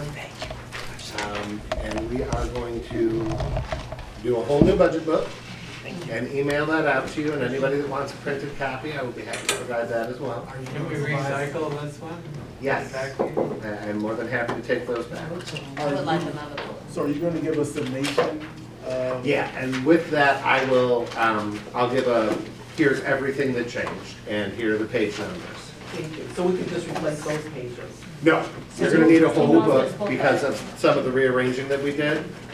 And you asked a question in the email that I wanted to ask about, are we getting that information from Plant Moran to follow through on the things? The corrective actions? Yes. So they may not have seen that email yet. Oh, I did. I sent an email to you all asking for the items that Plant Moran cited. Do we have a corrective action? So I had sent out previously at the request of council finance to take everything in that letter, be it a finding or a recommendation, and to address that. So that had gone out to the full council. That include the stuff for the treasurer? Because there were. It included everything in that letter. Everything in that letter. Well, I was thinking maybe we could talk about it at the retreat and set it up as a goal or something within, because I think, if I can say this, when we get to the budget, we're asking the questions about dollars and things, but we are delayed and stalled because we have other inquiries with each department. So can I pause you there for a second? So one of the asks that I had as a goal at the retreat was to have departmental come to the cows, so that we can do just that. We can, because I'm gonna give you one example, and this is a compliment to Nancy.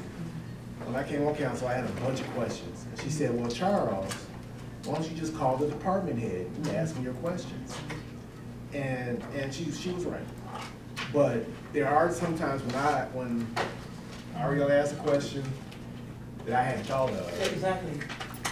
I'm listening to it and hearing, it may generate another question. Right. So one of the things that I wanted to have happen was, at a cow, maybe Public Works comes to one. Because that will minimize the questions during the budget season that we could ask. Right.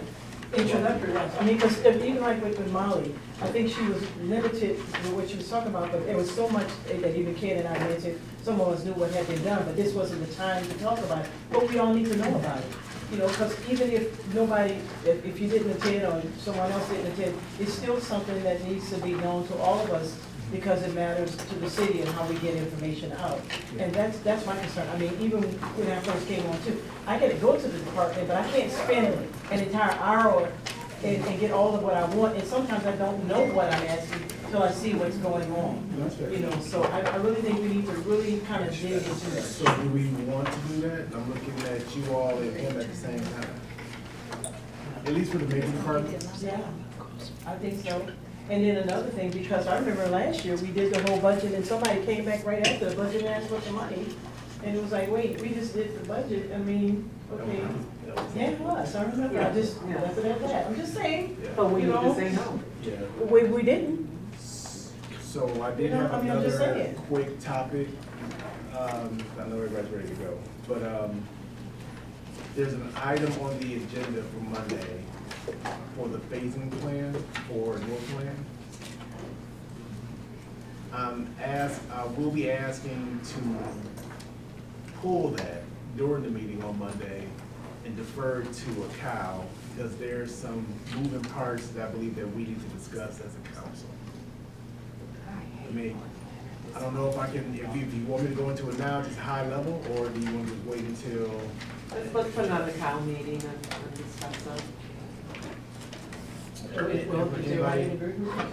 Well, How does that work? Because didn't we postpone it to a date certain? So that's why we have to keep it on the agenda. And then during the meeting, we're gonna say we're going to table it to then now bring it to the June 8th. yes, that was the date I said originally. It was. It's not original.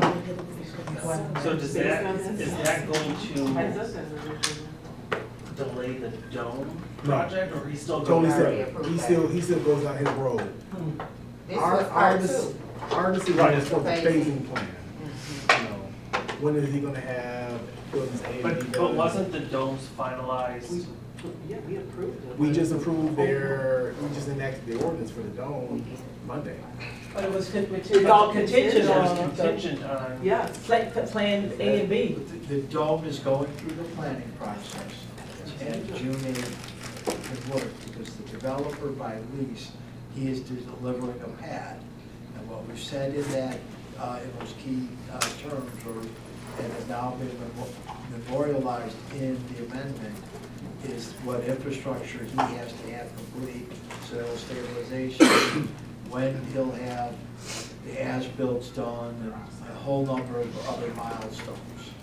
But wait a minute, I'm not understanding this. I thought he had it to a certain date to do that. And if he didn't do it, even though we approved the ordinance, it was a no-go. It was a if and then.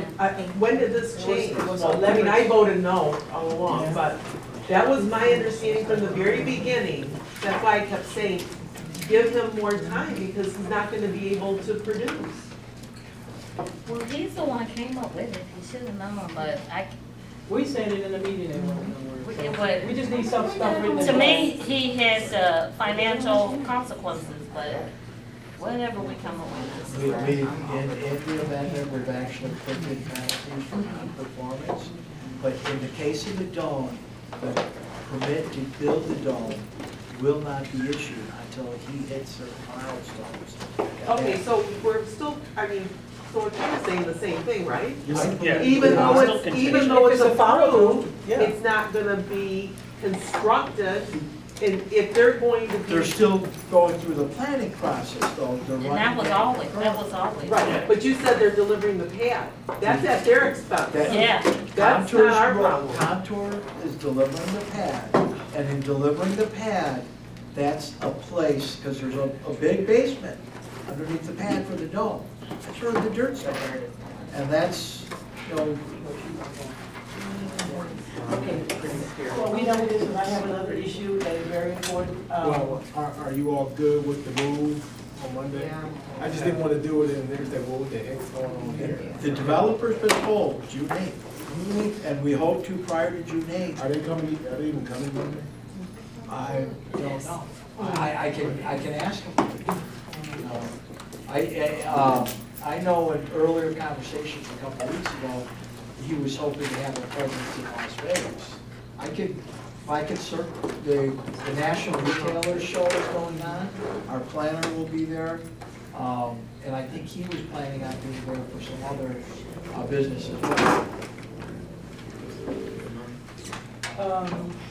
We got an email, all of us got an email from Jason regarding the housing bill.